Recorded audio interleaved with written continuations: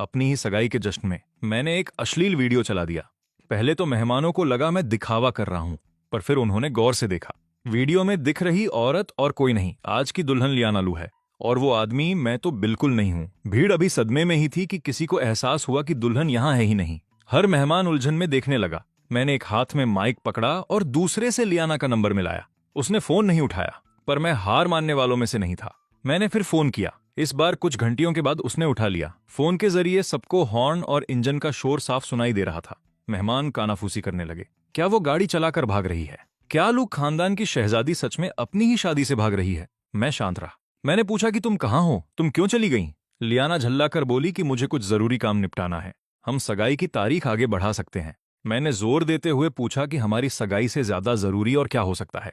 Phone पर उसकी आवाज तीखी और चिड़चिड़ी सुनाई दे रही थी। मैंने कह दिया ना कि हम दूसरी तारीख तय कर लेंगे। मैं गाड़ी चला रही हूं, बाद में बात करती हूं। मैं फट पड़ा। तारीख बदलें? बस यूं ही? तुम इस जगह को क्या समझती हो? उन मेहमानों का क्या जो हमारे लिए यहां आए? और इससे चेन खानदान की क्या इज्जत रह जाएगी? 6 महीने लगाए थे मैंने इसकी तैयारी में, और तुम्हें लगता है कि एक लफ्ज से सब ठीक हो जाएगा? फिर अपनी साख दांव पर लगाकर मैंने कह ही दिया, तारीख किसके साथ बदलूं? क्या मैं अब भी दूल्हा हूं? पूरे कमरे में सन्नाटा पसर गया। लियाना दंग रह गई। क्या ये वही कमजोर ईथन है जिसे वो हमेशा से जानती थी? ईथन, तुम ये क्या कह रहे हो? क्या तुम ये सगाई तोड़ रहे हो? मुझे लगता है हम दोनों जानते हैं कि पीठ दिखाकर कौन भाग रहा है। मैंने कह दिया ना कि मुझे अस्पताल जाना है, वहां किसी को मेरी जरूरत है। मैं ठंडी हंसी हंसा। क्या अब तुम डॉक्टर बन गई हो? क्या वहां पहुंचने से किसी की जान बच जाएगी? तो बताओ, उस बिस्तर पर कौन लेटा है? क्या वो मरने वाला है? क्या वो एक पल इंतजार नहीं कर सकता? क्या तुम्हारा हमारी रस्म के बीच से निकलना इतना जरूरी था? भीड़ में मौजूद लू परिवार के लोग भी हैरान थे। इस घड़ी में आखिर कौन इतना खास हो सकता है जो पत्थर दिल लियाना लू को सगाई छोड़कर अस्पताल जाने पर मजबूर कर दे? तभी लियाना की आवाज आई, एकदम सर्द, मेरा असिस्टेंट फेलिक्स। ये सुनते ही पूरा कमरा शोर से गूंज उठा। क्या फेलिक्स उसका असिस्टेंट नहीं है? कॉलेज के तुरंत बाद उसने खुद उसे नौकरी पर रखा था। सुना है कि वो दिखने में बेहद हैंडसम है। वो दोनों हमेशा साथ रहते हैं, जैसे एक दूजे के बिना रह ही न सकें। रईस खानदानों में ये लड़कों से गहरी दोस्ती कब से होने लगी? बातें तेजी से फैलने लगी। एलिनोर लू, जो लू परिवार की मुखिया थी, अब और शांत नहीं बैठ सकी। उन्होंने तुरंत किसी को मेरा माइक छीनने के लिए भेजा, पर मैंने पहले ही तैयारी कर रखी थी। मैंने 200 लोग खड़े किए थे ताकि वो मेरे इर्द गिर्द दीवार बना ले। मैं बोलता रहा। तो इस बार उसे क्या हुआ? जुकाम? या फिर किसी साइकिल ने टक्कर मार दी? मुझे तुम दोनों पर हमेशा से शक था। मुझे बताओ कि लू ग्रुप को असल में चलाता कौन है? अगर वो सिर्फ एक असिस्टेंट है, तो लू खानदान की शहजादी अपना मंगेतर छोड़कर उसकी सेवा में कैसे भाग सकती है? ईथन, बस करो। वो मेरा असिस्टेंट है, पर दोस्त भी है। अगर तुम उसकी इज्जत नहीं कर सकते तो तुम मेरी भी इज्जत नहीं करते। ये शब्द सुनकर मेरे अंदर कुछ बदल गया। सही कहा। मैं अच्छी तरह जानता हूं कि जब उस असिस्टेंट की इज्जत नहीं होती तो क्या होता है। सब कुछ तबाह हो जाता है, लोग मर जाते हैं। पिछले जन्म में फेलिक्स की वजह से ही मेरी मौत हुई थी, पर अब मेरा पुनर्जन्म हुआ है और मैं इन दोनों को बर्बाद करके रहूंगा। उनके नाम हमेशा के लिए मिट्टी में मिला दूंगा। उन्हें मशहूर करना तो बस पहला कदम है। मैंने बात जारी रखी। ऐसा लगता है कि ये दोस्त तुम्हें अपने मंगेतर से कहीं ज्यादा प्यारा है। उन्हें ढूंढो और फैसला करो, मैं या फेलिक्स। किसे चुनती हो तुम? लियाना ने कभी नहीं सोचा था कि मैं उसे इस हद तक मजबूर कर दूंगा। उसकी नजर में फेलिक्स के साथ उसका रिश्ता परिवार जैसा था। मेरी हिम्मत कैसे हुई उस पाक रिश्ते को गंदा करने की? जवाब दो, किसे चुनती हो? मैं पीछे नहीं हटा। लियाना ने हम दोनों को तौला और उसे लगा कि फेलिक्स उसे हमेशा बेहतर समझता है। वो हमेशा बातें उसके मुताबिक करता था। इससे पहले कि वो सोच पाती, जवाब निकल गया, फेलिक्स। उसने तुरंत फोन काट दिया और अस्पताल की तरफ तेजी से गाड़ी दौड़ा दी। पर जैसे ही वो लफ्ज निकला, उसका सीना इस अजीब खालीपन से भर गया, जैसे कोई बहुत कीमती इंसान उसकी जिंदगी से हमेशा के लिए चला गया हो। वहीं सगाई में मौजूद हर मेहमान, हर रिश्तेदार और हर दोस्त ने उसका जवाब सुन लिया था। अब कोई भी उसके पक्ष में बोलने को तैयार नहीं था। उस अजय और पत्थर दिल देवी की छवि पूरी तरह चकनाचूर हो गई। एल्नोर लू को ऐसी शर्मिंदगी महसूस हुई जो उन्होंने पहले कभी नहीं जानी थी। वो लियाना की इस नादानी पर और मुझ पर सब कुछ सबके सामने बर्बाद करने के लिए आग बबूला थीं। वो पास खड़े नौकर की तरफ मुड़ी। जाओ, उस बदतमीज लड़की को मेरे पास लाओ। अभी इसी वक्त रही बात फेलिक्स की, अगर वो मर चुका है तो ठीक है, नहीं तो उसका काम तमाम कर देना। ठीक उसी वक्त लियाना अस्पताल पहुंची। वो अपनी शादी के सफेद जोड़े में गलियारे से भागती हुई गई। किसी ने पहले कभी दुल्हन को अस्पताल में ऐसे भागते नहीं देखा था। हर कोई ठहर कर उसे देखने लगा। कुछ जज्बाती लड़कियां तो अपने आप ही कहानी बनाने लगी। उसका प्रेमी जरूर बहुत बीमार होगा, शायद बचने की कोई उम्मीद न हो, शायद वो रात भी न काट पाए। इसलिए वो दुल्हन के लिबास में उसे विदा करने आई है। ये सोचकर कुछ लड़कियों ने तुरंत फोन निकाले और फोटो इंटरनेट पर डाल दी। पिछले जन्म में इसी तरह की चर्चाओं ने सब कुछ शुरू किया था। जब लोगों को सच पता चला तो मैं ताउम्र एक बुजदिल मंगेतर बनकर रह गया। पिछले जन्म में लू खानदान ने उसे सजा दी और फेलिक्स को हटाने की कोशिश की, पर लियाना ने अपनी जान पर खेलकर उसे बचाया। उसने उसे सुरक्षित रखा और मैं उस वक्त का कमजोर इंसान उसे माफ करने पर राजी हो गया। मेरे प्यार को लोगों ने एक बिगड़े हुए रईस लड़के की कहानी बना दिया, जिसने एक औरत को उसके सच्चे प्यार से छीन लिया और अपने खानदान की ताकत का इस्तेमाल करके लू खानदान को धमकाया और उन्हें अपनी बेटी सौंपने पर मजबूर किया। मुझे उस विलेन की तरह देखा गया जिसने लियाना और फेलिक्स को अलग कर दिया, और फेलिक्स अपनी कहानी के नायक की तरह बच गया, कड़वाहट के साथ, पर लियाना के लिए वफादार बनकर हमेशा उसके साथ रहा। दुनिया की नजरों में मैं एक राक्षस था। लियाना ये सब जानती थी, पर उसने मेरे बचाव में एक लफ्ज तक नहीं कहा। वो सिर्फ फेलिक्स की साख बचाती रही। उसकी आंखों में मेरा कोई वजूद नहीं था, पर वो बीता हुआ कल था। अभी सगाई में मैंने माइक उठाया और पूरी ईमानदारी से भीड़ को संबोधित किया। चूंकि लू खानदान की सुपुत्री ने अपना फैसला कर लिया है, तो कम से कम मैं शालीनता से पीछे हट सकता हूँ। एलिनोर लू नहीं जानती थी कि मैं क्या कहने वाला हूं, पर उन्हें अंदाजा था कि यह बुरा होगा। वो अपने बुजुर्ग शरीरों को कुर्सी से उठाकर मंच के किनारे तक आईं। ईथन, जो कुछ भी है हम बंद कमरों में सुलझा सकते हैं। लियाना अभी नासमझ है, वो जज्बाती है। एक पल के लिए उसका आपा खो गया था। हम इसे संभाल लेंगे, तुम नीचे आओ, मुझे माइक दे दो। मैंने एलेनोर लू की तरफ देखा, जिन्हें मैं इतने सालों से दादी कहता आया था। एक पल के लिए मेरी आंखों में कुछ चमक उठा।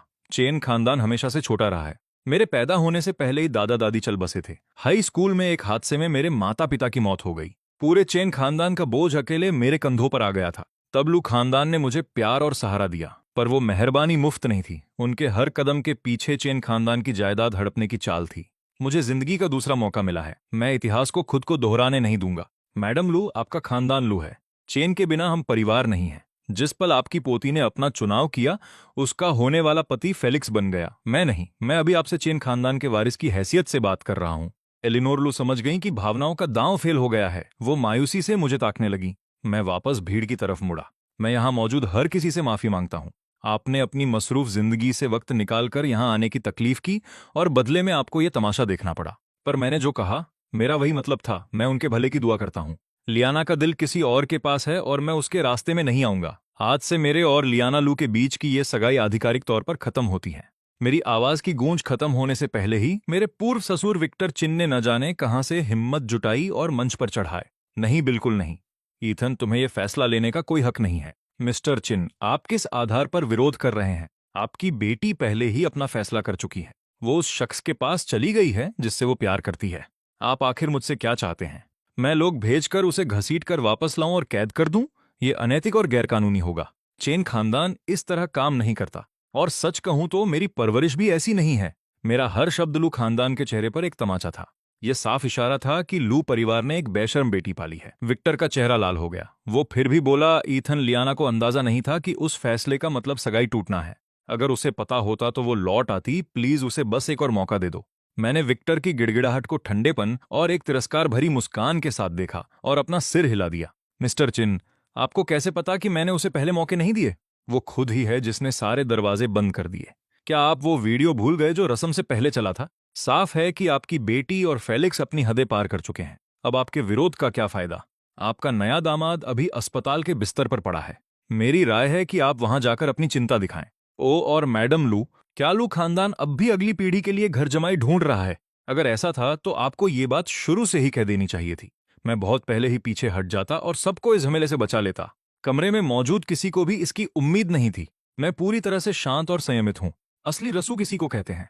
विक्टर मेरे जैसे इंसान को हाथ से जाने देने का जोखिम नहीं उठा सकता। वो अपनी कोशिश जारी रखता है। वो मेरे करीब आता है और धीमी आवाज में बात करता है। ईथन, हमारे जैसे कामकाजी परिवारों में शादियां बस ऐसे ही चलती हैं। तुम अपना काम करो और उसे अपना करने दो। लियाना सालों से तुम्हारे साथ है। तुम अब ऐसे ही पीछे नहीं हट सकते। उससे एक गलती हुई है, उसे भूल जाओ और उससे शादी कर लो। तुम दोनों के बीते हुए कल और आने वाले सुनहरे भविष्य के खातिर तुम्हें लू ग्रुप का आधा हिस्सा मिल जाएगा।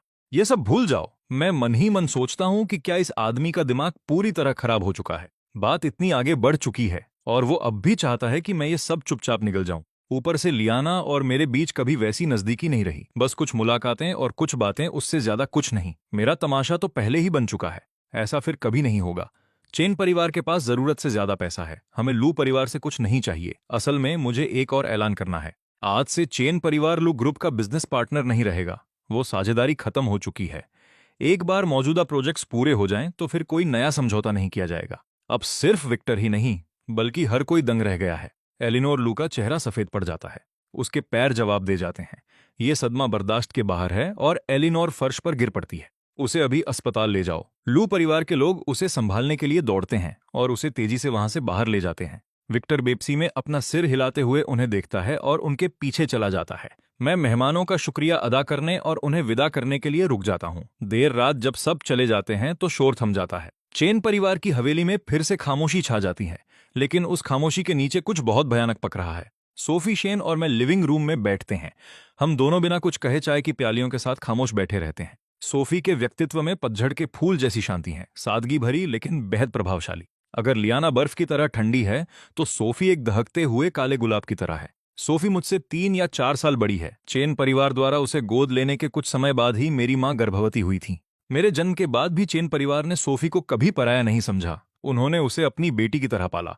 आखिर में सोफी ही उस खामोशी को तोड़ती है। ईथन, क्या तुम सच में ये सब ऐसे ही होने दोगे? लियाना ने तुम्हारे साथ जो किया वो मुझसे बर्दाश्त नहीं हो रहा। वो तुम्हारी वफादारी के साथ ऐसा धोखा कैसे कर सकती है? सोफी की आवाज भर आती है। अब मैं ठीक होने का नाटक करना छोड़ देता हूँ। मैं अपनी कुर्सी पर इस तरह ढह जाता हूँ जैसे मेरा सहारा छीन लिया गया हो। मेरी आंखों में खालीपन, दुख, बेबसी और यकीन न कर पाने जैसी भावनाएं उभर आती हैं। आज दोबारा जन्म लेने के बाद भी मेरा एक हिस्सा ये मानने को तैयार नहीं कि लियाना ऐसा कर सकती है। मंडप में अकेले छूट जाने की जिल्लत तो बस शुरुआत थी। जो मैंने सहा है वो तो बहुत गहरा है। 10 साल पहले फेलिक्स का बदला लेने के लिए लियाना ने अपने हाथों से मुझे एक जिंदा लाश बना दिया था। मैं अपनी आवाज को स्थिर करने की कोशिश करता हूँ। दीदी, ये तो अभी बस शुरुआत है। लियाना तो मेरा असली निशाना भी नहीं है। लियाना की करतूतों की कीमत मैं पूरे लू परिवार से वसूल करूंगा। मुझे बताओ, उस जैसी औरत के लिए सबसे जरूरी क्या है? इससे पहले कि सोफी जवाब दे पाती, मैं अपनी बात जारी रखता हूँ। आज मैंने वो तस्वीरें पूरी दुनिया के सामने रख दी। हाँ, इसमें मेरा भी नुकसान हुआ, मैं जानता हूँ, लेकिन लियाना अब इस जन्म में दोबारा कभी किसी अमीर घर की बहू नहीं बन पाएगी। कम से कम इस जिंदगी में तो नहीं। लू परिवार उसे कभी फेलिक्स के साथ रहने की इजाजत नहीं देगा। वो उन दोनों से खुद निपट लेंगे। हमें बस लू परिवार के साम्राज्य को मिट्टी में मिलाना है। मैं उन्हें इस हाल में छोड़ूंगा कि वो कभी सिर नहीं उठा पाएंगे। मैं अपनी चाय की प्याली को जोर से पकड़ता हूँ। मेरी आवाज धीमी लेकिन घातक है। मेरी आंखों में प्रतिशोध की एक ठंडी और खौफनाक आग जल रही है। सोफी ने मुझे पहले कभी इस रूप में नहीं देखा था। वो सोचती है कि ये तो कोई बिल्कुल अलग ही इंसान है। ठीक है ईथन, मैं तुम्हारे साथ हूं हमेशा। चेन परिवार पूरी तरह तुम्हारे पीछे खड़ा है। हम उनसे 10 गुना ज्यादा कीमत वसूल करेंगे। सोफी मेरे पास आती है। वो अपना हाथ धीरे से मेरे माथे पर रखती है, बिल्कुल वैसे ही जैसे बचपन में रखती थी। मैं उसका चेहरा देखता हूँ। यही वो चेहरा है जिसे मैंने बहुत याद किया है। मेरी पिछली जिंदगी में जब मैं बिस्तर पर पड़ा था, सोफी रोज आती थी। उसने अकेले ही मेरी पूरी सेवा की। वो मेरे करीब झुकती और मुझे बाहर की दुनिया की बातें सुनाती थी, और हर बार जाने से पहले वो मेरा सिर थपथ पाती थी। अब मैं खुद को और नहीं रोक पाता। मैं खड़ा होता हूँ और सोफी को गले लगा लेता हूँ। मुझे कभी पता नहीं चला कि पिछली जिंदगी में लियाना ने सोफी के साथ क्या किया। उसके साथ आखिर में क्या हुआ?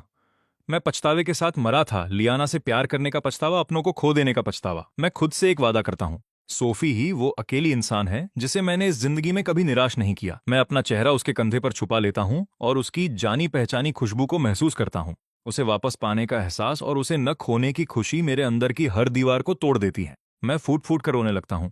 सोफी मेरे इस तरह गले लगने से पूरी तरह हैरान रह जाती है। वो एकदम स्थिर हो जाती है।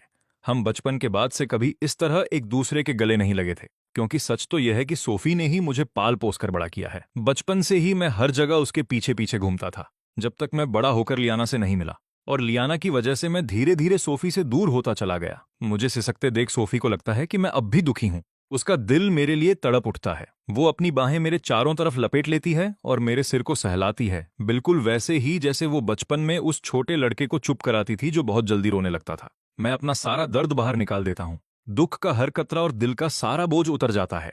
मैं खुद को हल्का और जिंदा महसूस करता हूँ। दीदी, अब आप आराम कीजिए। हमें कल ऑफिस में बहुत से काम निपटाने हैं। मैं दरवाजे की तरफ बढ़ता हूँ। तुम कहाँ जा रहे हो? इतनी रात हो गई है। क्या तुम सच में अभी बाहर जा रहे हो? सोफी पूछती है। मुझे उस घर जाना होगा जो शादी के लिए सजाया गया था। वहां से मुझे कुछ चीजें वापस लानी हैं। वो हमारे माता पिता की हैं। मैं उन्हें लियाना के पास नहीं छोड़ सकता। सोफी समझ जाती है मैं उसके पास वापस नहीं जा रहा हूं। वो और कुछ नहीं कहती और मेरे जाने के लिए गाड़ी का इंतजाम करती है। मेरे जाते ही सोफी के चेहरे पर एक ठंडी मुस्कान आ जाती है। लू परिवार अब पुराने हिसाब चुकता करने का वक्त आ गया है। सोफी कोई कमजोर औरत नहीं है। उसने 22 साल की उम्र में चेन परिवार को बिखरने से बचाया और उसे संभाला था। ये बात ही अपने आप में काफी है। मेरी पिछली जिंदगी में अगर मैंने सोफी के अधिकार नहीं छीने होते तो लू परिवार कभी चेन साम्राज्य पर कब्जा नहीं कर पाता और सोफी को कभी लियाना का शिकार नहीं होना पड़ता। स्काई हार्बर विला एक आलीशान जगह है जिसे लू परिवार ने बनाया है। यहाँ लियाना के साथ मेरा घर बसने वाला था। मैं दरवाजा खोलता हूँ और सीधा अंदर चला जाता हूँ। मैं उस जगह को देखता हूँ जो एक ही वक्त पर अपनी और पराई दोनों लग रही है। मेरे सीने में एक भारीपन महसूस होता है और अचानक दर्द उमड़ आता है। मैंने शादी के बाद चेन हवेली में रहने का सोचा था, लेकिन लियाना ने मना कर दिया था। उसे हवेली का पुराना अंदाज पसंद नहीं था। ठीक उसी वक्त इस नई सोसाइटी का काम पूरा हुआ था। लियाना ने जिद की थी कि मैं इसे अपना घर बना लूं। यूनिट एक, स्काई हार्बर विला की सबसे शानदार जगह जिसकी कीमत 15 करोड़ थी, और मेरे वहां रहने की वजह से एक डूबता हुआ प्रोजेक्ट फिर से जिंदा हो गया। मेरे अमीर दोस्त एक के बाद एक उसी सोसाइटी में घर खरीदने लगे। आखिर कौन चेन परिवार के करीब नहीं रहना चाहेगा। मैंने इसके इंटीरियर पर 5 करोड़ और खर्च किए थे। हर एक चीज लियाना की पसंद के मुताबिक तैयार की गई थी। निर्माण के 6 महीनों तक मैंने खुद हर चीज की निगरानी की, क्योंकि ये वो घर था जहां हमें अपनी पूरी जिंदगी बितानी थी। मुझे एक भी कमी मंजूर नहीं थी। और आखिर में फेलिक्स ने यहां ऐश की। मेरे कोमा में जाने के बाद लियाना ने मुझे वापस हवेली भेज दिया और ये घर फेलिक्स को दे दिया। शायद ये सब पहले से ही तय था, मुझे रास्ते से हटाना ताकि वो मेरा घर उसे सौंप सके। मुझे कभी पता नहीं चला कि जिस घर को मैंने ईंट ईंट जोड़कर बनाया था वो उन दोनों का अड्डा बन गया था। इसी बात ने सोफी को अंदर से तोड़ दिया था। वो लोगों को लेकर फेलिक्स के पास पहुंची और उसे पूरी तरह अपाहिज कर दिया, और इसी वजह से सोफी को अपनी जान गंवानी पड़ी। इन ख्यालों के आते ही मेरे सीने में तेज दर्द होता है। मेरे गले से खून का एक फव्वारा फूटता है और सफेद कालीन पर सुर्खलाल रंग की लकीर बन जाता है। सफेद पर वो रंग बहुत भयानक लग रहा है। ये दुख बर्दाश्त के बाहर है। मैं होश खो देता हूं और नीचे गिर जाता हूं। City Hank central hospital. Liana को अंदाजा भी नहीं है कि वो शहर की सबसे ज्यादा चर्चा में रहने वाली शख्स बनने वाली है। वो फेलिक्स के पास बैठी है और उसका हाथ थामे उसके पीले पड़े चेहरे को देख रही है। शुक्र है कि उसे ज्यादा चोट नहीं आई है, बस कुछ खरोंचे हैं। लेकिन टक्कर की वजह से वो बेहोश हो गया था और अब तक उसे होश नहीं आया है। लियाना 2 घंटों से यहीं बैठी है। उसे नहीं पता कि चेन हवेली में क्या हुआ। उसे ये भी नहीं पता कि ईथन की चर्चा पूरे शहर में हो रही है। हालांकि ये चर्चा कोई गर्व की बात नहीं है। जब वो पहली बार फेलिक्स को देखने अस्पताल पहुंची तो किसी ने उसकी फोटो ऑनलाइन डाल दी थी। शुरुआत में लोगों ने इसे एक प्रेम कहानी की तरह देखा, एक ऐसी कहानी जिसने सबका दिल जीत लिया। इंटरनेट पर लोगों ने लियाना की खूबसूरती और उसके सच्चे प्यार की तारीफें की। ये बात तेजी से फैल गई। कमेंट्स में लोग उन्हें दुआएं दे रहे थे। लेकिन बहुत जल्द ही कहानी पलट गई। मेरी सगाई में आए मेहमानों को असली सच पता था और उन्होंने सच सामने रख दिया। ये सब घटिया है, ये सब झूठ और बकवास है। हकीकत इसके बिल्कुल उलट है। वो औरत लू परिवार की लाडली लियाना लू है और जिस आदमी के साथ उसकी सगाई होने वाली थी वो ईथन चेन है। वो सगाई के मंडप से उसे छोड़कर भाग गई। वो दुल्हन के लिबास में अपने गुप्त प्रेमी से मिलने अस्पताल पहुंची है और लोग इसे प्रेम कहानी कह रहे हैं। मैं बिल्कुल साफ कर देना चाहता हूं, इन दोनों को सिर्फ जिल्लत मिलनी चाहिए। मुझे यकीन नहीं हो रहा कि लोग उन्हें दुआएं दे रहे थे। मेरा दिमाग खराब हो गया था। ये सब पढ़कर मुझे घिन आ रही है। उस पोस्ट ने सब कुछ साफ कर दिया था। ईथन, लियाना और फेलिक्स, हर एक राज खुल चुका था। उसमें सगाई की तस्वीरें भी शामिल थीं। एक फोटो में मैं स्टेज पर अकेला खड़ा था। मेरे चेहरे पर खोने का गम था, जबकि मेरे पीछे स्क्रीन पर लियाना की फेलिक्स के साथ होटल के कमरे वाली फोटो चल रही थी। सब कुछ साफ था। सारे सबूत चीख चीख कर गवाही दे रहे थे। लियाना ने ईथन को फेलिक्स के लिए धोखा दिया था और ये खबर आग की तरह फैल गई। लियाना को इनमें से कुछ नहीं पता। अस्पताल आते ही उसने अपना फोन बंद कर दिया था। बहुत सारे फोन आ रहे थे और वो नहीं चाहती थी कि फेलिक्स की नींद में कोई खलल पड़े। एक और वजह भी थी। उसे समझ नहीं आ रहा था कि वो अपने परिवार या चेन परिवार को क्या जवाब देगी, इसलिए खामोश रहना ही उसे ठीक लगा। उसे लगा ईथन का गुस्सा ठंडा हो जाएगा। जब वो वापस जाकर उससे बात करेगी तो सब कुछ ठीक हो जाएगा। उसे लगा कि अगर ईथन ने उसे माफ कर दिया तो लू परिवार भी उसे कुछ नहीं कहेगा। वो सही मौका देखकर उससे माफी मंगवा लेगी और सगाई दोबारा होगी। फिर सब कुछ पहले जैसा हो जाएगा। फिर वो उससे शादी कर लेगी। उसकी हिम्मत कैसे हुई उसे इस तरह चुनने पर मजबूर करने की। उसने एक हफ्ते तक चुप रहने का फैसला किया। उसे सबक सिखाने की जरूरत है।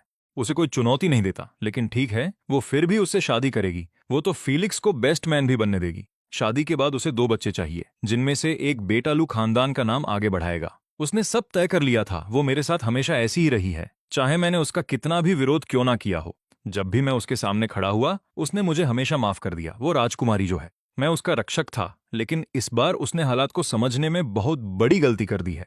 वो रक्षक अब नहीं रहा, उसने खुद ही उसे मार डाला। लयाना अभी भी अपने ख्यालों में खोई हुई थी कि तभी दरवाजा जोर से खुला। वो चौंक गई।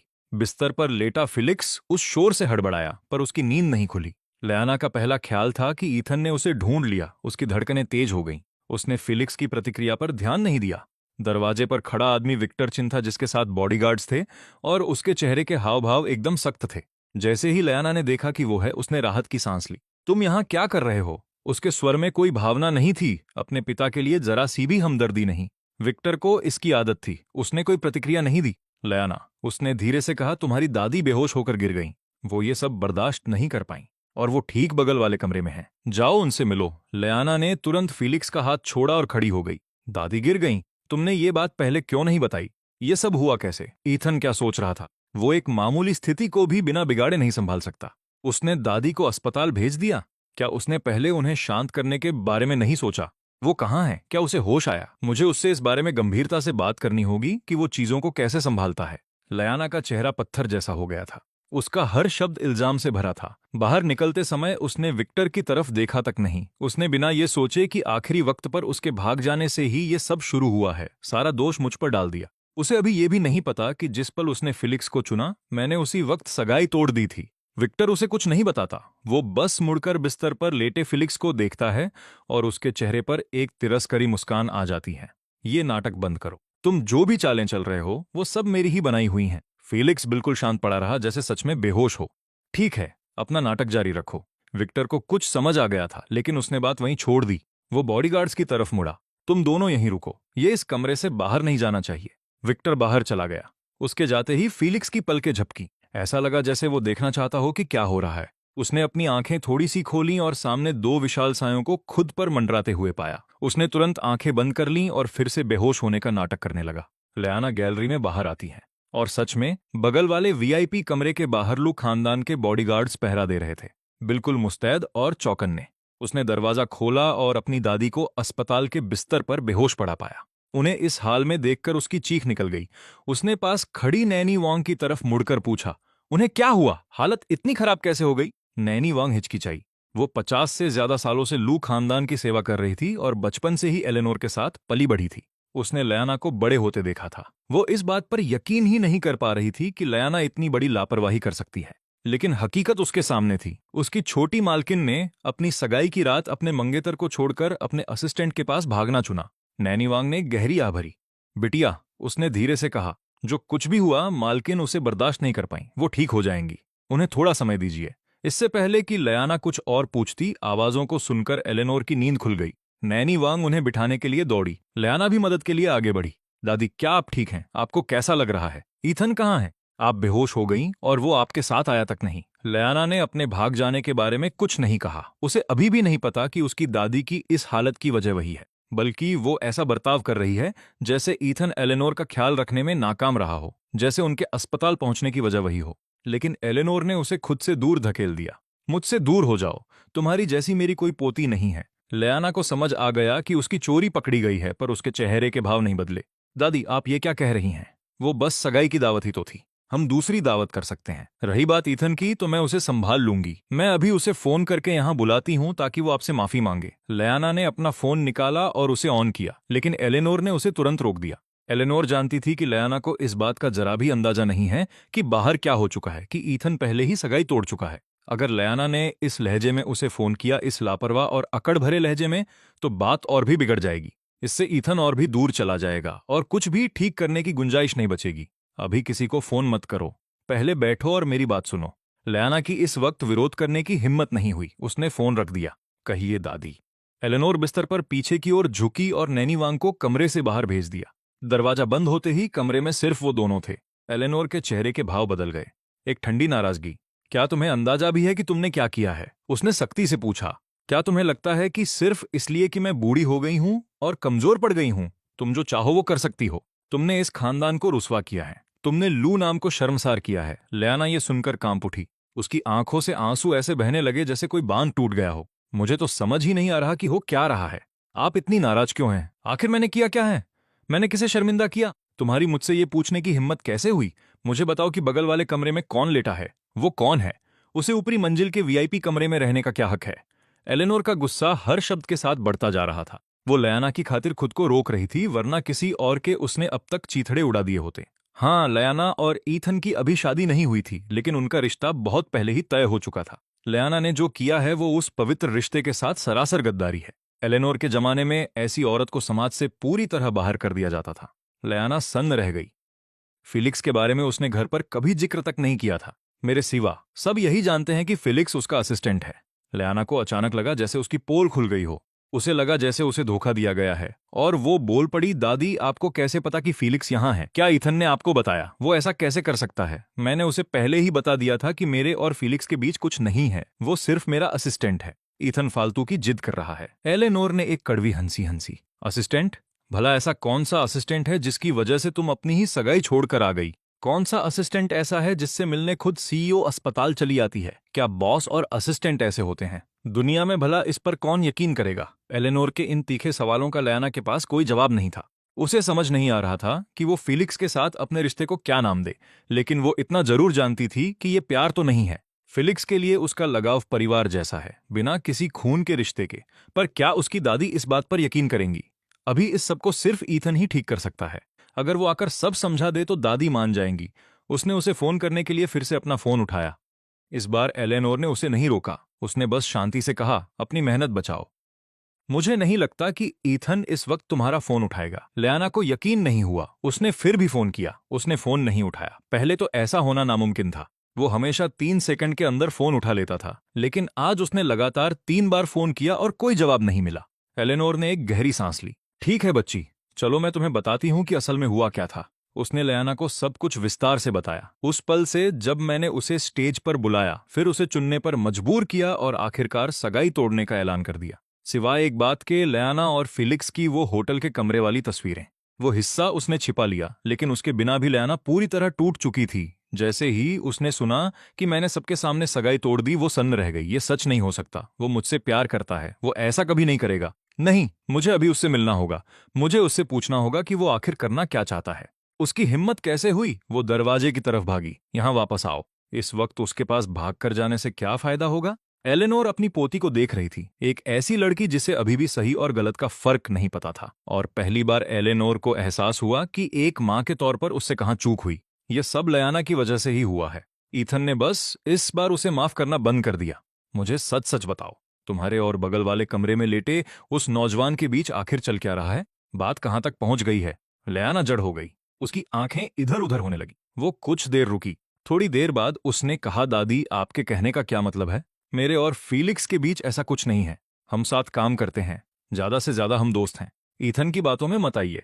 जब मैंने फोन पर फिलिक्स का नाम लिया तो मेरा मतलब सिर्फ अस्पताल आने से था। मैं ईथन की जगह फिलिक्स को नहीं चुन रही थी। मैं ईथन को कभी नहीं छोड़ सकती। ये मुमकिन ही नहीं है।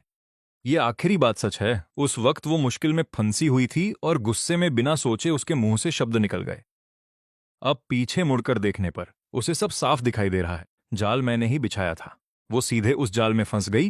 पर एलिनोर उसकी एक बात भी मानने को तैयार नहीं है। वो जानती है कि लियाना कुछ छुपा रही है। ये निराशा दिल तोड़ देने वाली है। अब भी लियाना सिर्फ बहाने बना रही है। एलिनोर को वो गुस्सा सीधे अपने सीने में महसूस हुआ, जैसे कोई तेज जिस्मानी दर्द हो। लियाना, इतना सब होने के बाद भी तुम मुझसे सच नहीं बोलोगी। मुझे तुम्हारी इस सफाई के एक लफ्ज पर यकीन नहीं है, और न ही आज रात वहां मौजूद किसी और को होगा। क्या तुम समझ रही हो?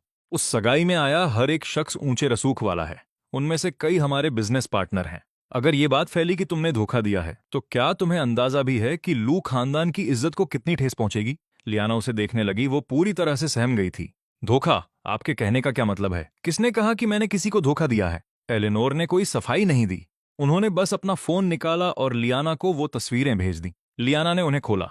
खौफ के मारे उसकी आंखें फटी की फटी रह गईं। ये आपको कहां से मिली? ये किसने खींची? इससे कोई फर्क नहीं पड़ता।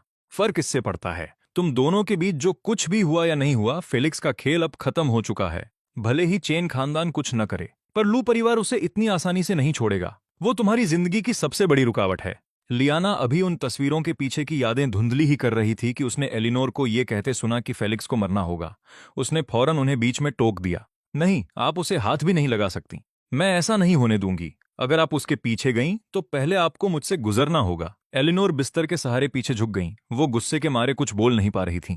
लियाना ने इस पर ध्यान भी नहीं दिया। उसे उन तस्वीरों की सफाई देनी ही थी। मुझे अब याद आया, ये पिछले हफ्ते के बिजनेस ट्रिप की बात है। उस रात फेलिक्स काम के सिलसिले में मेरे कमरे में आया था। हम बस कंपनी के मामलों पर चर्चा कर रहे थे और आखिर में उस पर कॉफी गिर गई थी।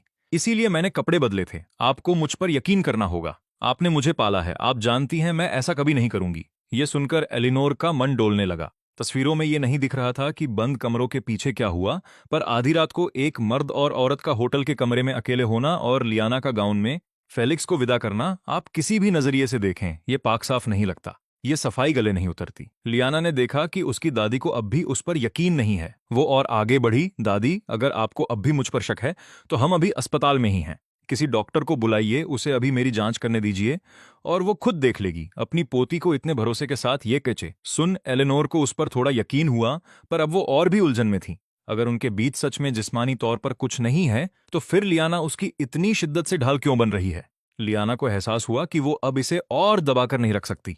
उसने सच बता दिया। फेलिक्स 1 साल पहले लू ग्रुप से जुड़ा था।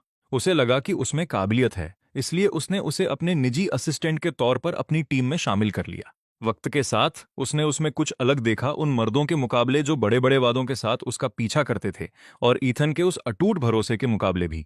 फेलिक्स की बात कुछ अलग थी, जिसे वो लफ्जों में बयान नहीं कर पा रही थी। और लू खानदान की 3 पीढ़ियों में कोई बेटा नहीं था। वो हमेशा से एक छोटा भाई चाहती थी। फेलिक्स ने उस खाली जगह को पूरी तरह भर दिया। पिछले 1 साल में वो उस पर और ज्यादा निर्भर होती गई, यहां तक कि उसकी बेतुकी मांगों को भी मानने लगी।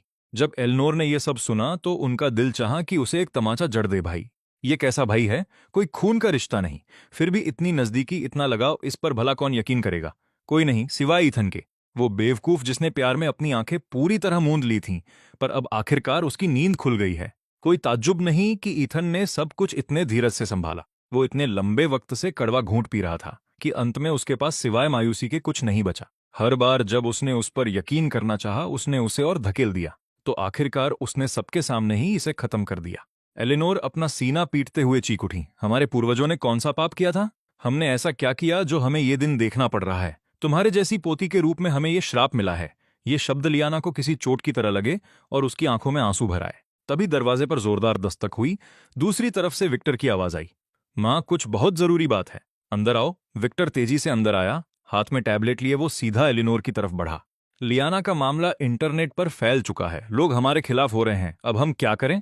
एलिनोर उसे इस तरह बदहवास नहीं देख सकती थी, जो एक साफ फैसला लेने के काबिल भी नहीं था और ईथन से कहीं कमजोर दिख रहा था। एक आदमी जो उससे 20 साल छोटा है। खुद को संभालो, अपनी हालत तो देखो। एलिनोर की बातों से विक्टर और भी सहम गया। लियाना उसे नफरत भरी नजरों से देख रही थी। उसने कभी अपने पिता की इज्जत नहीं की थी। अगर लू खानदान में कोई बेटा होता तो उसकी मां ने उसके जैसे घर जमाई से कभी समझौता नहीं किया होता। मुसीबत की घड़ी में भी इस खानदान की औरतें उससे कहीं ज्यादा मजबूत साबित हुई हैं। और तो और विक्टर लू खानदान को एक वारिस तक नहीं दे पाया। उसकी मां के जाने के बाद विक्टर के लिए परिवार की नफरत सिर्फ बढ़ती ही गई। विक्टर ने इसे बहुत पहले ही स्वीकार कर लिया था। वो नाराज नहीं होता। मां, जरा पहले इसे तो देखिए। लियाना ने टैबलेट लिया और एलिनोर के साथ पढ़ने लगी। ज्यादा वक्त नहीं लगा और लियाना गुस्से से कांपने लगी। एलिनोर एक बार फिर टूट गईं, क्योंकि इंटरनेट पर हालात पूरी तरह बेकाबू हो चुके थे। आम जनता की राय बांट रही थी और ज्यादातर लोग ईथन का साथ दे रहे थे। जो लोग सच्चाई जानते थे वो उन सब चीजों के बारे में लिख रहे थे जो ईथन ने सालों से लियाना के लिए की थीं, और किसी ने तो सगाई के उन तोहफों की पूरी लिस्ट भी लीक कर दी जो चेन खानदान ने लू परिवार को दिए थे। दुनिया ये सब देख रही थी और प्रतिक्रिया फौरन सामने आई। वो उसके साथ ऐसा कैसे कर सकती है? अब लियाना के पास कोई बचाव नहीं बचा था। अगर वो ये मान भी लेती कि वो और फेलिक्स सिर्फ भाई बहन थे, तो अब उस पर कौन यकीन करता? हर कोई लियाना के पीछे पड़ा था और उसके साथ साथ लू खानदान का नाम भी मिट्टी में मिल रहा था। इंटरनेट पर किसी ने मुहिम छेड़ दी है कि लू ग्रुप का कोई सामान मत खरीदो। कल बाजार खुलते ही शेयर होल्डर लू ग्रुप के शेयर बेचने की धमकी दे रहे हैं। आने वाला कल एक बुरा सपना होने वाला है। अगर इसे नहीं रोका गया तो लू खानदान शायद कभी उबर न पाए। चेन खानदान के जरिए उन्होंने जो भी दौलत और रसूख कमाया था वो सब मिट्टी में मिल जाएगा। हम क्या करें दादी, हम क्या करें? लियाना को आखिरकार अपनी ही बोई हुई फसल काटनी पड़ रही थी। उसकी अपनी साख धूल में मिल गई थी और लू खानदान भी उसके साथ डूब रहा था। तुम्हें सही परवरिश देने में मैं नाकाम रही और अब तुम मुझसे पूछ रही हो कि क्या करें? जब तुम ये सब कर रही थी तब मुझे कैसे पता होता? क्या तुमने एक बार भी सोचा था कि ये दिन आ सकता है? कमरे में एक थप्पड़ की गूंज सुनाई दी। एलिनोर का सब्र आखिरकार जवाब दे गया और उन्होंने लियाना के चेहरे पर एक जोरदार तमाचा जड़ दिया। लियाना अपना गाल पकड़कर फूट फूट कर रोने लगी। दादी, मुझसे गलती हो गई, मैं जानती हूं मैंने गलती की है, पर क्या ईथन सच में, क्या वो सच में अब मुझे नहीं चाहता? नहीं दादी, मैं ये सगाई नहीं टूटने दे सकती। मैं उससे प्यार करती हूँ। मैंने उसे धोखा नहीं दिया, मैंने कभी बेवफाई नहीं की। वो पत्थर दिल देवी अब गायब थी। वो अजय शहजादी भी नहीं रही। उसकी जगह अब एक बेसहारा जानवर जैसी बेबसी थी, जो छोटी और लाचार दिख रही थी। अब तुम्हें अपनी गलती का एहसास हो रहा है? बहुत देर हो गई। तुमने ये खेल खेलने का फैसला किया, फिर तुमने अपने निशान मिटा दिए। तुमने इसे इतना साफ कर दिया, अब पूरी दुनिया को लगता है कि तुम्हारा किसी और के साथ चक्कर चल रहा है। तुमने अपनी कब्र खुद खोदी और लू खानदान को भी अपने साथ दफन कर दिया। कमेंट्स पढ़ते हुए एलिनोर को एक पल के लिए भी ये यकीन नहीं हुआ कि लियाना और फेलिक्स सिर्फ भाई बहन हैं। उनकी आंखों में भी अब आंसू थे। उन्हें 100 साल पुराने लू खानदान की विरासत का अंत दिख रहा था। वो लियाना पर और ईथन पर भी आग बबूला थीं कि उसने मामले को इस हद तक पहुंचा दिया। सगाई तोड़ना काफी नहीं था, उसे इंटरनेट पर भी लोगों के गुस्से को भड़काना था। अगर ईथन को कभी पता चलता कि इन सब का इल्जाम उस पर मढ़ा जा रहा है, तो शायद वो फिर से खून की उल्टियां करने लगता। इसी वक्त विक्टर आगे बढ़ा। वो एलिनोर की तरफ मुड़ा। माँ, आपको क्या लगता है हमें इसे कैसे संभालना चाहिए? संभालना? अब संभालने को बचा ही क्या है? विक्टर रुका और फिर बड़ी सूझबूझ के साथ बोला, माँ, 2 कदम। पहले हमें इंटरनेट पर चल रही बातों को रोकना होगा। हमें तेजी से काम करना होगा। अपने जान पहचान वालों को फोन करें और इस कहानी को और फैलने से पहले ही दबा दें। दूसरा, हम अभी ईथन के पास चलते हैं और उसे प्रेस कॉन्फ्रेंस करने के लिए राजी करते हैं। वो सारा इल्जाम अपने सिर ले लेगा। लियाना और एलिनोर एक दूसरे को देखने लगीं। ये दोनों ही कदम बहुत मुश्किल थे। योजना बनाना एक बात है और उसे अंजाम देना दूसरी, खासकर ईथन को सबके सामने खड़े होकर किसी ऐसी चीज की जिम्मेदारी लेने के लिए मनाना, जब लियाना खुद ये नहीं समझ पा रही थी कि उसने आखिर गलत क्या किया था। विक्टर ने अपनी पूरी योजना सामने रखी। एलिनोर और लियाना दंग होकर सुनती रहीं। उन दोनों में से किसी ने नहीं सोचा था कि जिस आदमी को वो एक बेकार दामाद और कमजोर पिता समझती थीं, वो इतनी सटीक योजना बना सकता है। एलिनोर अभी उसकी घबराहट का मजाक उड़ा रही थीं और अब उन्हें अपनी बात वापस लेनी पड़ी। विक्टर की 2 चरणों वाली योजना। पहला, इंटरनेट की चर्चा को संभालना जो मुमकिन है। लू खानदान की अपनी एक एंटरटेनमेंट कंपनी है। वो कुछ बड़े सितारों के जरिए ऐसी मसालेदार खबरें फैला सकते हैं जो लियाना के इस ड्रामे को पूरी तरह दबा दें और लोगों का ध्यान भटक जाए। दूसरा, फेलिक्स की पहचान का सवाल। लू खानदान बस इसे आधिकारिक रूप दे देगा। एलिनोर सार्वजनिक रूप से उसे अपना मुंहबोला पोता बना लेंगी और अचानक उनकी नजदीकी की एक जायज वजह सामने आ जाएगी। फिर आखिरी और सबसे जरूरी कदम, ईथन को सबके सामने आना होगा और कहना होगा कि वो बहक गया था, उसे जलन हो रही थी और उसने लियाना और फेलिक्स के रिश्ते को गलत समझ लिया और बात का बतंगड़ बना दिया, और ये कि पूरी गलती उसकी थी। वो हमेशा से लियाना पर पूरा भरोसा करता आया है और उससे बेइंतहा प्यार करता है। विक्टर ने पूरी बात खत्म की। पहले 2 हिस्से तो किए जा सकते हैं। दिक्कत ईथन के साथ है। वो शायद इस पर राजी न हो। एलिनोर ने कुछ पल सोचा और फिर आदेश दिया, विक्टर, मैं तुम्हें फौरन लू ग्रुप का वाइस प्रेसिडेंट नियुक्त कर रही हूं। तुम्हें हालात को संभालने का पूरा हक है। रही बात ईथन की, तो वो मैं और लियाना देख लेंगे। आज रात से ही इंटरनेट की खबरों पर काम शुरू कर दो। विक्टर को इसी मौके का इंतजार था। वो बिना हिचकिचाए मान गया और टैबलेट लेकर बाहर निकल गया। उसके जाते ही एलिनोर का चेहरा गंभीर हो गया। लियाना, मुझे सच जानना है, क्या तुम फेलिक्स के साथ सोई थी या नहीं? लियाना की सारी बातों के बाद भी एलिनोर को अब भी यकीन नहीं था कि उनका रिश्ता सिर्फ भाई बहन का है। ये तथाकथित भाई उसे किसी प्रेमी जैसा ज्यादा लग रहा था। लियाना ने कभी नहीं सोचा था कि जिस इंसान ने उसे दुनिया में सबसे ज्यादा प्यार किया, वो भी उस पर यकीन नहीं करेगा। दादी प्लीज, मैंने सच में ऐसा नहीं किया। मैंने फेलिक्स के साथ कभी अपनी हदें पार नहीं की। मैंने उसे हमेशा सिर्फ एक भाई की तरह देखा था। अगर आपको यकीन नहीं है तो मैं अपनी माँ की कसम खाती हूँ। लियाना की माँ का जिक्र सुनते ही एलिनोर के चेहरे के हाव भाव बदल जाते हैं। उसकी आंखों में एक बेचैनी सी झलकती है। ठीक है फिर, लेकिन एहतियात के तौर पर अपनी तसल्ली के लिए एक बार जांच करवा लो और उन नतीजों को ईथन को दिखाकर अपनी सफाई देना। जांच? कैसी जांच? आप किस सबूत की बात कर रही हैं? लियाना को तब तक कुछ समझ नहीं आता जब तक एलिनोर की नजर उसके जिस्म पर नहीं पड़ती। तब उसे बात समझ आती है। कौमार्य की जांच? 1 घंटे बाद लियाना अस्पताल से बाहर आती है। उसका चेहरा शर्म से लाल है और हाथ में रिपोर्ट है। चेन हवेली जाते समय वो मुझे बार बार फोन करती है, लेकिन मैं एक बार भी फोन नहीं उठाता। उसे समझ नहीं आ रहा कि मैं गुस्से में हूं या सो रहा हूं। जब लियाना रास्ते में है, मुझे होश आता है। वो दुख इतना गहरा था कि मेरे गले से खून निकल आया और मैं फर्श पर गिर पड़ा था। वो खून उसे मेरी तरफ से आखिरी विदाई समझो। लियाना, मैंने तुम्हें अपने दिल से उखाड़ कर फेंक दिया है। जब मुझे होश आया तो मैं खुद को काफी हल्का महसूस कर रहा हूं।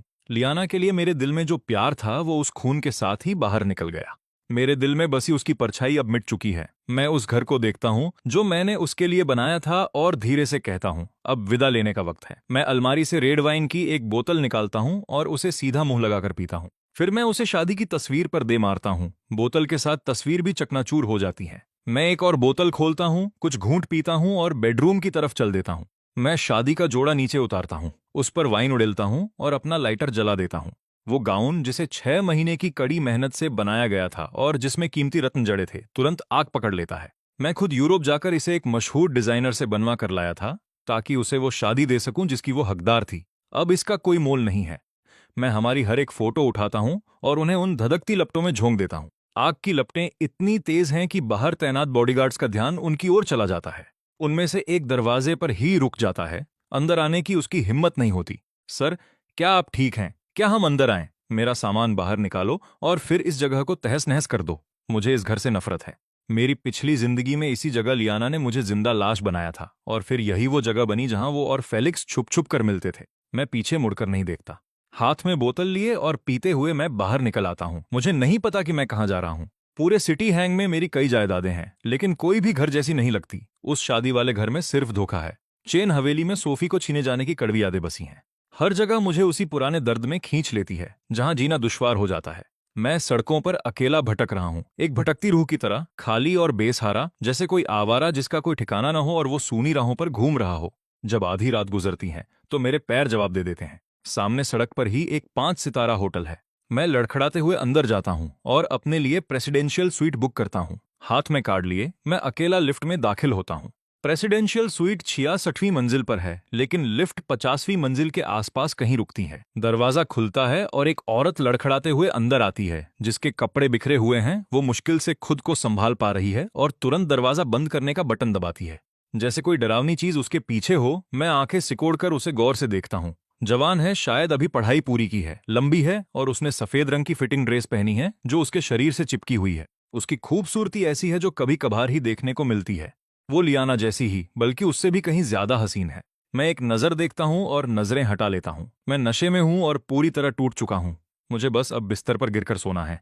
लेकिन जो औरत अभी अंदर आई है, उसकी हालत मुझसे भी ज्यादा खराब लग रही है। वो बुरी तरह लड़खड़ाती है और खुद को संभाल नहीं पाती और मेरी तरफ गिरने लगती है। मैं तुरंत उसे पकड़ लेता हूं। जैसे ही मैं उसे थामता हूं, ऐसा लगता है जैसे मैंने कोई कीमती पत्थर पकड़ लिया हो। उसकी त्वचा बेहद कोमल और चमकदार है और मेरे सीने में कुछ हलचल होती है। वो मेरी तरफ झुकती है और बुदबुदाती है, मेरी मदद करो, प्लीज मेरी मदद करो। मुझे तुरंत समझ आ जाता है कि कुछ गड़बड़ है। उसका शरीर बुखार से तप रहा है। उसकी गोरी त्वचा पर लाल चकत्ते उभर रहे हैं। इससे पहले कि मैं कुछ समझ पाता, वो अपना सिर उठाती है और मुझे चूमने लगती है। वो अपनी बाहें मेरे गले में डाल देती है और मुझे जोर से अपनी ओर खींचती है। मैं खुद पर काबू रखने की कोशिश करता हूँ। लिफ्ट का दरवाजा खुलता है। मैं तेजी से बाहर निकलता हूँ और उसे अपने कमरे की तरफ ले जाता हूँ। अंदर जाते ही वो और भी बेताब हो जाती है। वो हमारे कपड़े उतारने लगती हैं। अरे रुको! मेरी आवाज दब जाती है। मैं उस बेहद खूबसूरत औरत को अपने सामने देखता हूँ। मैं पहले ही नशे में चूर हूँ। एक मर्द के भी बर्दाश्त करने की हद होती है। मैं आंखें बंद कर लेता हूँ और खुद को उसे सौंप देता हूँ। हम दोनों उस पल की तपिश में खो जाते हैं। वहीं दूसरी तरफ शहर में लियाना चेन हवेली पहुंचती है और उसे दरवाजे से ही वापस भेज दिया जाता है। काफी मिन्नतें करने के बाद बटलर ली उसे बताते हैं कि मैं उस शादी वाले घर गया हूँ। लियाना तेजी से उस पुराने घर की तरफ भागती है। उसके दिल में अब भी मेरे लिए प्यार है। वो वहां मेरा इंतजार कर रहा है। ये सोचकर उसका दिल खुश हो जाता है। जब वो पहुंचती है तो मैं वहां से जा चुका होता हूँ। घर में सिर्फ कुछ बॉडीगार्ड्स हैं जो बेसबॉल बैट से हर सजावट को चकनाचूर कर रहे हैं। लियाना गुस्से के मारे आगब बूला हो जाती है। रुको! ये सब क्या कर रहे हो? ये सब करने का हुक्म किसने दिया? अभी बाहर निकलो। बॉडीगार्ड्स उसे पहचान लेते हैं। वो इस घर की मालकिन बनने ही वाली थी। सर का हुक्म है, उनमें से एक कहता है। उन्हें समझ नहीं आ रहा कि अब किसकी सुने। अगर मैं फिर से लियाना के पास वापस चला गया तो उन्हें सजा मिल सकती है। ये सब बहुत उलझा हुआ है। मैं दोबारा नहीं कहूंगी, बाहर निकलो। बॉडीगार्ड्स उसका चेहरा देखते हैं, अपने बैट फेंक देते हैं और बाहर निकल जाते हैं। उनके जाने के बाद लियाना फर्श पर गिर पड़ती है। इस बार उसे सच में सब समझ आ गया है। मैं मजाक नहीं कर रहा। मैं कोई नखरे नहीं दिखा रहा हूं। मेरा सब खत्म हो गया है। इथन, क्यों? तुम मुझे एक बार सफाई देने का मौका तक क्यों नहीं दे रहे? वो टूटे हुए दिल के साथ कालीन पर बैठती है और तभी उसकी नजर उस पर पड़ती है। सफेद कालीन पर खून का एक गहरा धब्बा जो रेशों में समा चुका है। उसने खून की उल्टी की थी। इथन ने खून की उल्टी की। मैंने उसके साथ क्या कर दिया? मैं उसे इस हाल में कैसे ला सकती हूँ? वो वहां कांपते हुए और रोते हुए बैठी है। इस वक्त वो पतझड़ की उस पत्ती की तरह लग रही है जो डाल से टूटकर बिखर चुकी है। वो इस हाल में और भी हसीन लग रही थी, जैसे इसी पल वो असल में बड़ी हुई हो। वहीं दूसरी तरफ मायालू अपने आसपास के कमरे को देखती है और सन्न रह जाती हैं। वो एक अजनबी के बिस्तर पर है और वो अजनबी ठीक उसके बगल में है। उसका मन चिल्लाने का करता है, लेकिन वो अपने मुंह पर हाथ रख लेती है। वो उसे जगा नहीं सकती। वो ये सब दोबारा नहीं होने देना चाहती। माया कैपिटल आर्ट्स एकेडमी की छात्रा है और उसकी पढ़ाई खत्म होने से पहले ही उसका रेड स्टार एंटरटेनमेंट के साथ करार हो चुका है। कल उसने अपने सीनियर जेसन झांग का न्योता मान लिया था और एक परफॉर्मेंस के लिए सिटी हैंग आई थी। काम खत्म होने के बाद जेसन उसे कुछ इन्वेस्टर से मिलवाने ले गया। वहां पहुंचने से पहले ही जेसन ने इशारा कर दिया था कि आज रात तुम्हें कुछ समझौते करने होंगे। उसे अंदाजा नहीं था कि इसका मतलब किसी रईस क्लाइंट को खुश करने के लिए खुद का सौदा करना है। उसने तुरंत मना कर दिया और जाने की कोशिश की, लेकिन जेसन ने उसे रोक लिया। आखिर में वो मान गया। बस एक ड्रिंक और फिर वो जा सकती हैं। उसे लगा बात खत्म हो गई। ये तो बस शुरुआत थी। ड्रिंक में नशीली दवा थी। वो अपना आपा खोने लगी और उसे इंतजार करने के लिए स्वीट में भेज दिया गया। लेकिन माया ने हिम्मत नहीं हारी। जैसे ही वो क्लाइंट अंदर आया, उसने जानबूझकर उस पर उल्टी कर दी। जब वो साफ होने गया तो वो वहां से भाग निकली। उसने कभी नहीं सोचा था कि वो भागते हुए यहां पहुंच जाएगी। माया बिस्तर पर चैन से सो रहे उस आदमी को देखती है और उसे बीती रात की यादें धीरे धीरे आने लगती हैं। उसे याद आता है कि पहल उसने ही की थी। बीती रात की बातों को याद करके माया का चेहरा शर्म से लाल हो जाता है। अब मैं क्या करूं? वो दोबारा मेरी तरफ देखती है। जिस आदमी के साथ वो रात भर थी, वो वाकई बहुत हैंडसम है। वो मेरा चेहरा देखती है और फिर धीरे से खुद से कहती है, चलो अच्छा हुआ कि तुम थे। ठीक है, तुम्हारी किस्मत अच्छी थी। अगर उस बूढ़े के साथ होती तो मैं मरना पसंद करती। माया नंगे पैर बिस्तर से नीचे उतरती हैं। उसकी गोरी और कोमल त्वचा ऐसी लग रही है जैसे किसी पुरानी मूर्तिकला का कोई नमूना हो।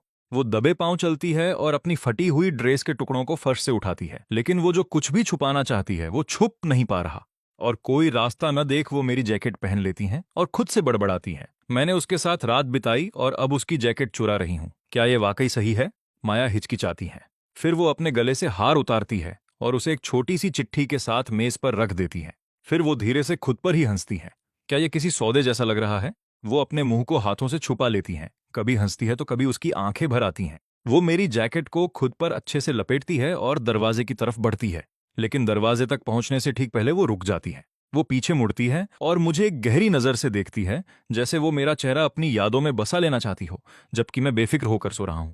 फिर एक पल बाद वो दरवाजा खोलती है और बिना पीछे मुड़े बाहर निकल जाती है। मैं दोपहर तक सोता रहता हूं। जब मेरी आंख खुलती है तो माया वहां नहीं होती। वो जा चुकी थी। मेरी नजर मेज पर रखे हार और उस चिट्ठी पर पड़ती है जिस पर लिखा था, ये बस एक रात की बात थी, मुझे मत ढूंढना और मेरे बारे में मत सोचना। मैंने तुम्हारी जैकेट ले ली है और ये हार उसकी कीमत है। मैं उस हार को हाथ में लेता हूं और उसे महसूस करता हूं। उसमें अब भी उसकी महक बसी है। तभी मेरी नजर चादर पर लगे खून के धब्बे पर पड़ती है। मेरे चेहरे पर एक मुस्कान आ जाती है। मेरे साथ रात बिताकर गायब हो जाओगी? ऐसा नहीं होगा। मैं अपना फोन उठाता हूं और लियो को फोन करता हूं। कल रात जो औरत मेरे कमरे में आई थी, मुझे उसके बारे में सब कुछ जानना है। 1 घंटे में आओ और मेरे कपड़े लेते आना। लियो के कुछ बोलने से पहले ही मैं फोन काट देता हूं और नहाने चला जाता हूं। फोन के दूसरी तरफ लियो के तो होश ही उड़ जाते हैं। क्या कल रात कोई सर के कमरे में आया था? अभी सीसीटीवी फुटेज निकालो और पता करो कि वो कौन था। जब तक मैं तैयार होता हूं, लियो नए कपड़े और एक फाइल लेकर आ जाता है। मैं उस फाइल को नहीं देखता। क्या पता चला? मैं अपनी शर्ट पहनते हुए पूछता हूं। सर, हमने पता लगा लिया है, जो औरत कल रात आपके साथ थी उसका नाम मायालू है। वो अभी कैपिटल आर्ट्स एकेडमी की छात्रा है। उसे कल एक परफॉर्मेंस के लिए सिटी हैंग लाया गया था और उसके बाद उसे एक प्राइवेट इवेंट में ले जाया गया जहां किसी ने उसे नशीली दवा दे दी। वो अब कहाँ है? वो आज सुबह ही ट्रेन से वापस चली गई। वो राजधानी पहुंच चुकी है। उसे न्योता किसने भेजा था? हमने उसे ढूंढ लिया है। उसका नाम जेसन जॉन है। वो भी आर्ट्स एकेडमी से ही पढ़ा है और माया का सीनियर है। तो उसी ने उसे दवा दी थी। लियो हाँ में सिर हिलाता है। मुमकिन है कि वही हो या फिर वो इसमें शामिल था। सारा इंतजाम उसी ने किया था। मैं ठंडी मुस्कान के साथ उसकी तरफ देखता हूं। मेरे चेहरे पर एक खतरनाक भाव आ जाता है। इंतजाम कर रहा था? साफ साफ कहो कि बात क्या है। वो ये धंधा चला रहा था। माया को किसके बिस्तर पर भेजा जा रहा था? लियो थोड़ा हिचकिचाता है। सर, आप उसे जानते हैं, बल्कि काफी अच्छे से जानते हैं। मैंने अभी अपनी जैकेट पहनी ही थी। ये सुनकर मैं सन्न रह जाता हूं। मैं उसे जानता हूं। कौन है वो? मुझे यकीन नहीं हो रहा कि मैं वाकई ऐसे किसी को जानता हूं। वो झिझकते हुए ये शब्द कहता है। वो मिस्टर ब्रूनो चिन है। पहले तो नाम कुछ याद नहीं आया, फिर दिमाग में बात बैठ गई। तुम्हारा मतलब ब्रूनो से है? विक्टर का भाई? लियो हामी भरता है। हाँ, वही है। सिर्फ उसका नाम सुनकर मेरा गुस्सा बढ़ जाता है। ब्रूनो चिन लालची और बेशर्म है। जो हमेशा पैसे और औरतों के पीछे भागता है और अपना काम निकालने के लिए चेन खानदान के नाम का सहारा लेता है। वो लू परिवार की एक छोटी कंपनी में सिक्योरिटी गार्ड हुआ करता था। फिर विक्टर ने मुझसे ब्रूनो के लिए कोई अच्छी नौकरी ढूंढने की गुजारिश की। अपने होने वाले ससुर को खुश रखने के लिए मैं मान गया और ब्रूनो को चेन ग्रुप के मुख्य मुख्यालय में लॉजिस्टिक्स विभाग के प्रमुख के तौर पर एक आरामदायक पद दे दिया, जहां उसे कई सुविधाएं मिलीं। और जैसे ही ब्रूनो के हाथ में ताकत आई, उसने पूरे चिन परिवार को कंपनी के मुख्यालय में भर दिया। अंदर पहुंचते ही उन्होंने अपनी मनमानी शुरू कर दी। कमीशन लेना, रिश्वत खाना, अपनी जेबें भरना और पूरी कंपनी को एक गंदगी का ढेर बना देना। मैंने कभी नहीं सोचा था कि ब्रूनो, जो कभी एक मामूली सिक्योरिटी गार्ड था, इतना ताकतवर बन जाएगा। सोफी ने पहले भी उसकी शिकायत की थी, लेकिन मैं विक्टर को मुश्किल में नहीं डालना चाहता था और लयाना की खातिर दिखावा कर रहा था। इसलिए मैंने सोफी को चुपचाप ये सब सहने के लिए मजबूर किया। फिर ब्रूनो की हिम्मत इतनी बढ़ गई कि उसकी नजर सोफी पर ही पड़ गई और वो उसे खुलेआम परेशान करने लगा। जाहिर है, उसकी हिम्मत सिर्फ जुबान चलाने तक ही थी। अपनी पिछली जिंदगी में मैंने उसे आजाद छोड़ दिया था। इस जिंदगी में सबसे पहले उसी की बारी है। मैंने लियो से मुझे ऑफिस ले चलने को कहा। यीबो टावर सिटी हैंग की सबसे मशहूर गगनचुंबी इमारत है। पूरी इमारत चेन परिवार की है। चेन ग्रुप का मुख्यालय इसी के अंदर है। मैं बॉडीगार्ड्स को पीछे छोड़ देता हूँ और कुछ दूर पहले ही गाड़ी से उतर जाता हूँ। मैं अकेला ही इमारत के अंदर जाता हूँ। जैसे ही मैं पहुंचा, एक रूखे और भारी चेहरे वाले गार्ड ने लॉबी में मेरा रास्ता रोक लिया। उसकी आवाज में ऐसी चिढ़ थी जैसे मैंने उससे पैसे उधार लिए हों। तुम कौन हो और क्या चाहिए? बिना कुछ कहे सीधे अंदर चले आ रहे हो। क्या तुम्हें लगता है ये जगह तुम्हारी है? उसकी वर्दी अस्त व्यस्त थी। उसने अपनी टोपी तक नहीं पहनी थी। सिक्योरिटी और रिसेप्शन स्टाफ पूरी इमारत की पहचान होते हैं। अगर मेरी इमारत की पहचान ऐसी है तो इसे बंद कर देना ही बेहतर होगा, मैंने शांति से कहा। दरअसल हाँ, मैं चेन ग्रुप के मुख्यालय ही जा रहा हूं। तुम्हें क्या लगता है तुम बस अंदर चले जाओगे? क्या तुम्हारे पास कोई अपॉइंटमेंट है? मुझे हंसी आ गई। मुझे उम्मीद नहीं थी कि अपनी ही कंपनी में जाने के लिए मुझे अपॉइंटमेंट की जरूरत पड़ेगी। हाँ, मैं यहाँ लंबे समय से नहीं आया हूँ, पर किसी भी कर्मचारी के लिए कम से कम इतना जानना जरूरी है कि मालिक कौन है। साफ है कि ये इतना भी नहीं जानता कि ये पूरी इमारत मेरी है। मैं जहां चाहूं जा सकता हूं। तुम्हारा मुझ पर कोई अधिकार नहीं है। गार्ड सच में हंसने लगा। ओ ऐसा क्या? बड़े हिम्मत वाले हो। तुम्हें क्या लगता है तुम ईथन चेन हो या कोई और? अगर तुम ईथन चेन हो तो मैं उसका मरा हुआ बाप होंगवेन चेन हूं। तो फिर इंतजार किस बात का है? मुझे पापा कहो। मेरी आंखों में एक जानलेवा गुस्सा उतर आया। मेरी बेइज्जती करो, मैं सह लूंगा, पर मेरे पिता की बेइज्जती मैं बर्दाश्त नहीं करूंगा। मैं बॉडीगार्ड्स को अंदर बुलाने ही वाला था कि तभी दूसरा गार्ड दौड़ता हुआ आया। उसने मुझे देखते ही सावधान होकर एक जोरदार सलाम ठोका। सर, मुझे माफ कर दीजिए। हमें आपके आने की कोई खबर नहीं थी। आपका स्वागत करने के लिए यहाँ कोई मौजूद नहीं था। ये गार्ड 40 के आसपास का था। साफ सुथरा, शांत और उसकी वर्दी बिल्कुल बेदाग और सही तरीके से पहनी हुई थी। उससे पहले वाले गार्ड के मुकाबले वो पहला गार्ड तो एक धब्बा था। पहला गार्ड मुंह बिचकाते हुए बोला, तुम ये क्या कह रहे हो? ये छोटे मालिक हैं। तुम मुझे बेवकूफ बना रहे हो। चेन खानदान का वारिस तो हमेशा कम से कम 7-8 बॉडीगार्ड्स के साथ चलता है। भला वारिस अकेला कैसे चला आएगा? पहला गार्ड बोलता रहा। मैंने उसे नजरअंदाज किया और दूसरे की तरफ मुड़ा। तुम मुझे कैसे जानते हो? सर, आप इस साल की शुरुआत में कंपनी आए थे। मैं खुशकिस्मत था कि मुझे आपकी एक झलक देखने को मिल गई। पहले गार्ड ने यह बात पूरी ईमानदारी से सुनी, जिसमें मजाक का कोई नामो निशान नहीं था, और आखिरकार उसे समझ आया, रुको, ऐसा नहीं हो सकता। ये सच में ईथन चेन है। इस बार उसने मुझे गौर से देखा और अब उसे वो बेखौफ शख्सियत महसूस हुई जो हमेशा से वहीं थी। पर यह जानने के बाद भी कि मैं कौन हूं, वो गार्ड ज्यादा डरा हुआ नहीं लगा, बल्कि वो एक घिनौनी मुस्कान के साथ अकड़कर आगे बढ़ा। हा हा हा, जीजाजी, आखिरकार आपसे आमना सामना हो ही गया। मैं काइल हूं, लयाना का भाई, सिक्योरिटी का डिप्टी हेड। हम तो एक तरह से परिवार ही हैं। काइल ने मेरे करीब आकर मेरे कान में ये बात फुसफुसाई, फिर सीधा खड़ा होकर मुझे एक बहुत ही बेढंगा सलाम किया। उसका मोटा पेट उसके सामने निकला हुआ था। काइल विक्टर की बहन का बेटा है। मिडिल स्कूल खत्म करने से पहले ही उसे लड़ाई झगड़े की वजह से निकाल दिया गया था और तब से वो यहाँ वहां भटक रहा था, जब तक कि उसे किसी तरह इस कंपनी में नहीं घुसा दिया गया। काइल के शरीर से इतनी बदबू आ रही थी जैसे वो हफ्तों से नहाया न हो। सिगरेट की दुर्गंध और मुंह की बदबू, मुझे लग रहा था कि मैं अभी उल्टी कर दूंगा। मैं इसे एक पल भी बर्दाश्त नहीं कर सकता था। मैंने उसे पीछे धकेला और सांस लेने के लिए एक तरफ हो गया। फिर मैं दूसरे गार्ड से बोला, सिक्योरिटी टीम के हर सदस्य को यहां बुलाओ। उसे नहीं पता था कि मैं क्या करने वाला हूं, लेकिन एक अच्छा कर्मचारी पहले मालिक का हुक्म मानता है। वहीं काइल अचानक से थोड़ा परेशान दिखने लगा। 2 मिनट बाद सिक्योरिटी गार्ड्स का एक झुंड लॉबी में कतार बनाकर आया। उनमें से दर्जन भर से ज्यादा लोग मेरे सामने 2 कतारों में खड़े हो गए। मैंने बिना किसी भाव के उन्हें देखा। क्या सब यहां हैं? इस अचानक आए सवाल से दूसरा गार्ड थोड़ा ठिठक गया। उसने चुपके से काइल की तरफ देखा। मुझे उम्मीद नहीं थी कि सिक्योरिटी टीम पर काइल की इतनी पकड़ होगी। अपनी ही कंपनी में मेरी हैसियत किसी सड़क छाप गुंडे से भी कम थी। मेरा चेहरा सख्त हो गया। मैं तुमसे बात कर रहा हूं, तुम उसे क्यों देख रहे हो? क्या ये कंपनी उसकी है? तुम्हारी तनख्वाह पर दस्तखत कौन करता है? गार्ड तुरंत सीधा खड़ा हो गया। वो काफी घबराया हुआ था। मुझे माफ कर दीजिए सर, मैं पूरी तरह से चेन खानदान का आदमी हूं। मैं आपके प्रति पूरी तरह वफादार हूं। मैंने उसे आगे आने का इशारा किया। मुझे सिक्योरिटी टीम की असलियत बताओ, मुझे सच चाहिए। बेझिझक बोलो, तुम्हें उनसे डरने की जरूरत नहीं है। मैं आज यहां सफाई करने आया हूं। मेरी ये बात सुनकर उसकी आंखों में एक चमक आ गई, उम्मीद की एक किरण। सर, सिक्योरिटी में सिर्फ मेरी ही टीम ऐसी है जिसमें सही तरह से ट्रेन लोग भर्ती किए जाते हैं। हम पूर्व सैनिकों को रखते हैं। बाकी की 2 टीमें चिन परिवार के जान पहचान वालों से भरी पड़ी हैं। उनमें से ज्यादातर कायल जैसे ही हैं। वो यहां वहां पड़े रहते हैं, मैनेजमेंट की बात नहीं मानते और सिक्योरिटी के काम से बचते हैं। ज्यादातर समय वो ब्रेक रूम में ताश खेलते रहते हैं। मुझे अपनी आंखों के पीछे गुस्सा बढ़ता हुआ महसूस हुआ। मैं इसे मुश्किल से काबू कर पा रहा था। यकीन नहीं होता, मैं उन्हें ताश खेलने के पैसे दे रहा हूं। सर, सच कहूं तो मैं पहले पूरी सिक्योरिटी टीम का हेड हुआ करता था। जब चिन परिवार यहां आया तो उन्होंने मुझे हटा दिया और कायल के पिता को नया हेड बना दिया। और जब से उन्होंने ये पद संभाला है, वो शायद ही कभी यहां आए हैं। मेरा चेहरा और भी गुस्से से भर गया। ये चेन ग्रुप का मुख्यालय है। यहाँ की सिक्योरिटी का ये हाल हो गया है। ऐसे में यहाँ का कोई भी इंसान या कोई गुप्त जानकारी सुरक्षित कैसे रह सकती है? मैंने आगे बढ़कर उसके कंधे पर हाथ रखा। तुमने और तुम्हारी टीम ने अकेले ये सब संभाला है। मुझे माफ कर दो, ये मेरी गलती है। मैंने आंखें मूंद लीं और बात यहां तक पहुंचने दी। मैंने लगभग वो सब कुछ तबाह कर दिया जो मेरे खानदान की पीढ़ियों ने बनाया था। मेरी ये बात सुनकर वो इतना भावुक हो गया कि लगभग रो पड़ा। उसने चेन खानदान को अपने 20 से ज्यादा साल दिए थे। वो वाकई इस जगह की परवाह करता है। अपने अनुभव और काबिलियत के साथ वो जिस कंपनी में चाहता जा सकता था। सोचने पर मजबूर कर देती है। उसके यहाँ रुकने की इकलौती वजह तमाही पदारी था। सर, मायने ये रखता है कि अब आप ये सब देख रहे हैं। अभी ज्यादा देर नहीं हुई है। मैं अच्छी तरह समझता हूं कि उसका क्या मतलब है। तभी मेरे पीछे सोफी शेन दिखाई दी, जिसके साथ कुछ असिस्टेंट और सेक्रेटरी भी थे। ईथन, तुम यहाँ नीचे क्या कर रहे हो?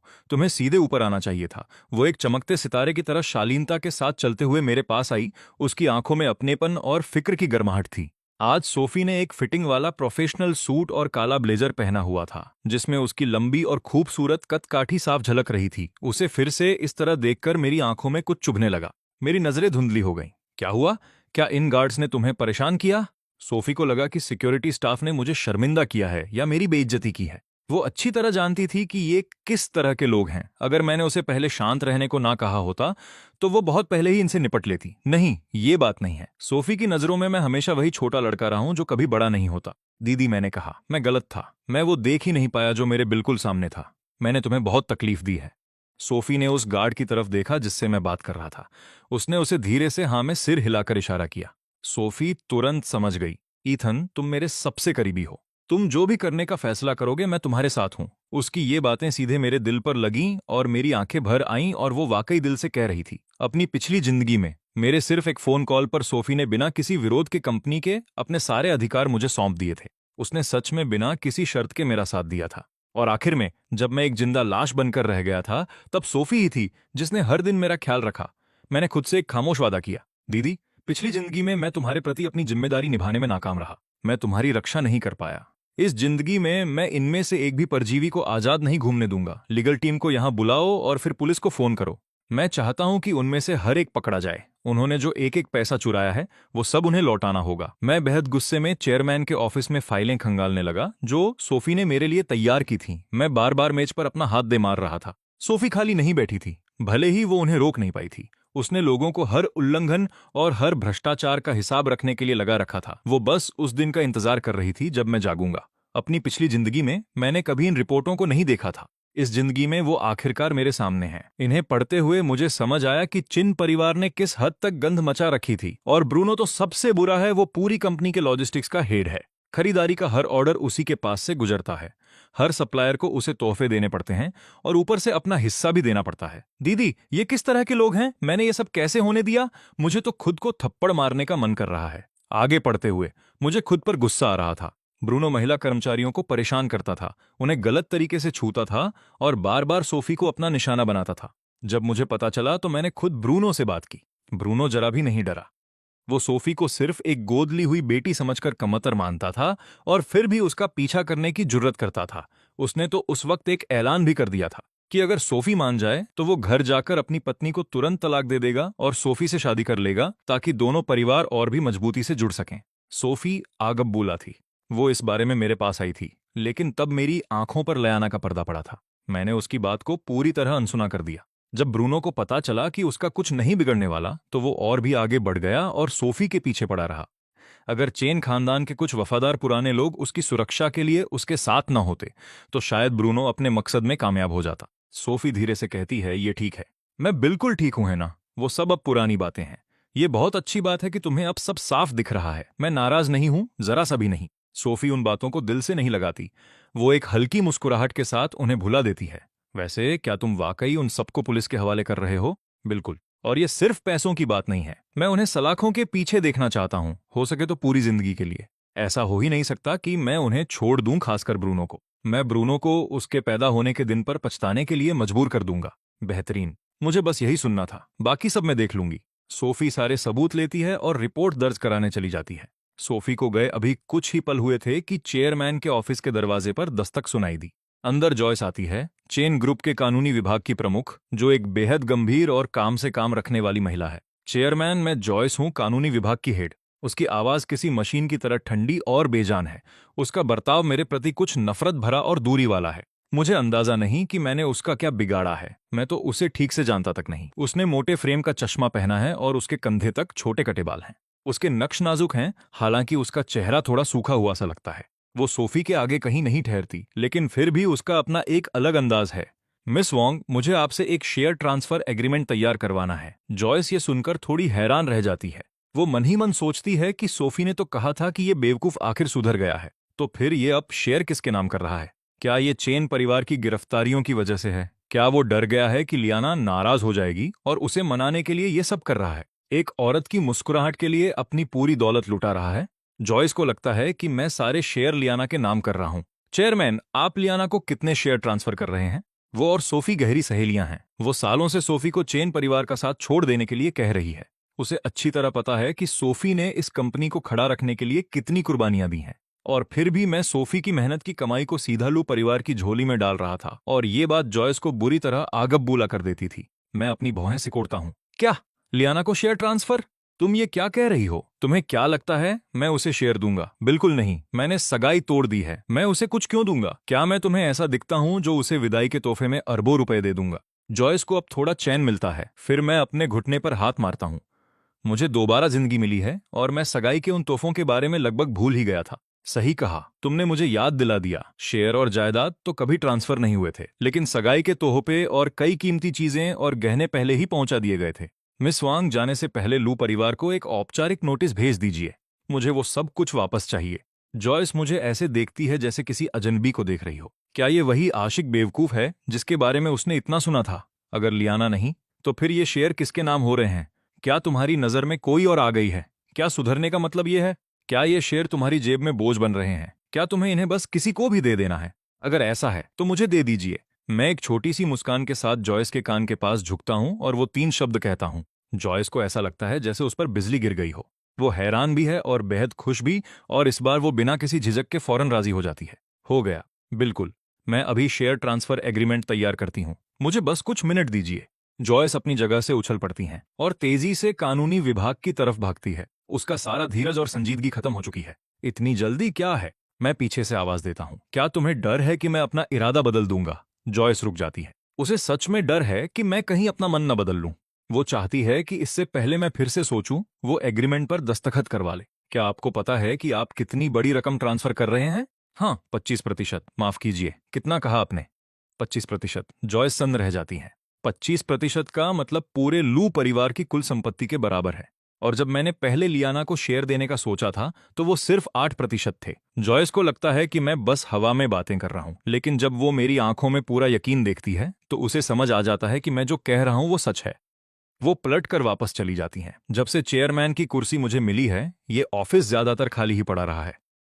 उन शुरुआती कुछ महीनों को छोड़कर जब मैं समझौतों पर साइन करने आता था, मैं यहाँ कम ही आया हूँ। अब मैं इस कमरे में चारों तरफ गौर से नजर दौड़ाता हूँ। 6 साल पहले जैसा सब कुछ था, आज भी वैसा ही है। एक चीज भी अपनी जगह से नहीं हिली। यीबो टॉवर सिटी हैंग की सबसे ऊंची इमारत है। इसकी चोटी पर खड़े होकर मैं पूरे शहर को देख सकता हूँ और नीचे सड़कों पर गाड़ियां और लोग चींटियों से ज्यादा कुछ नहीं लगते। पहली बार मुझे समझ आया कि लोग दौलत और ताकत के पीछे इतने अंधे क्यों होते हैं। यह एहसास वाकई नशीला है। जब भी मैं यहाँ खड़ा होता हूँ, मुझे अपने पिता इस मेज पर बैठे दिखते हैं, जो उलझनों में डूबे रहते थे और कोई बड़ी डील होने पर मुस्कुरा देते थे। अपने माता पिता की मौत के बाद मैंने खुद को पूरी तरह लियाना की नजरों में अच्छा बनने में झोंक दिया था। मुझे लगता है कि मैं अपने गहरे दुख को भुलाने के लिए उसका सहारा ले रहा था। चेयरमैन का ऑफिस, जो लंबे समय से सूना पड़ा था, आज काफी व्यस्त है। थोड़ी देर बाद ही रिसेप्शन से फोन आता है। विक्टर चिन मुझसे मिलने आया है। विक्टर में काबिलियत तो है। उसने एक ही रात में लोगों का ध्यान मनोरंजन की खबरों की तरफ मोड़ दिया और लियाना और फेलिक्स की कहानी को दबा दिया। सिर्फ कुछ ही लोग अब भी इंटरनेट पर इस बारे में बात कर रहे हैं। नतीजा ये हुआ कि लू ग्रुप के शेयरों में गिरावट तो आई, लेकिन उतनी नहीं जितना डर था। फिर भी इसे ऐसे ही खत्म नहीं माना जा सकता।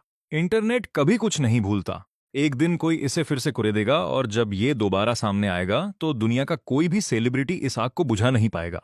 इसलिए लू परिवार ने विक्टर को मुझसे बात करने के लिए भेजा है। वो चाहते हैं कि मैं एक बयान जारी करूं कि मुझे लियाना को समझने में गलती हुई, हमारा समझौता हो गया है और अब सब ठीक है। वो चाहते थे कि लियाना खुद आकर माफी मांगे, लेकिन कल रात से उसका कोई पता नहीं है और कोई रास्ता न देख उन्होंने विक्टर को भेजा। आखिर मैंने हमेशा उसे इज्जत जो दी थी। विक्टर अभी इबो टावर पहुंचा ही था कि उसने अपने भाई बहनों, भतीजों और पुराने करीबियों को पुलिस की गाड़ियों में बिठाए जाते देखा।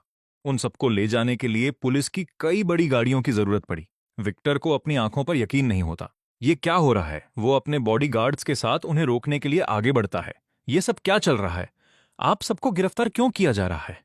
ब्रूनो की हालत बहुत दयनीय लग रही है। जैसे ही वो विक्टर को देखता है, उसके चेहरे पर उम्मीद की एक किरण जागती है। भाई, मेरी मदद करो, ईथन से बात करो, उसे कहो कि हमें छोड़ दे। काइल और बाकी सब भी चिल्लाने लगते हैं, अंकल हमें बचाइए, ईथन पागल हो गया है, उसने हम सब पर पुलिस केस कर दिया है। उसे कहो कि हमें यहां से छुड़ाए, या फिर लियाना से कहो कि वो शादी तोड़ दे। विक्टर अब अच्छी तरह समझ जाता है कि ये माजरा क्या है। ईथन अब भी गुस्से में है और वो अपना सारा गुस्सा चिन परिवार पर निकाल रहा है।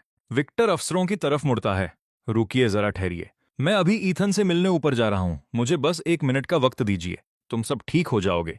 लेकिन पुलिस उस पर कोई ध्यान नहीं देती। वो सबको गाड़ियों में बिठा देते हैं और सायरन बजाते हुए विक्टर की नजरों से ओझल हो जाते हैं। विक्टर इतना गुस्से में है कि उसे अपनी बातों पर काबू नहीं रहता, लेकिन उसके पास अब बिखरने का वक्त नहीं है।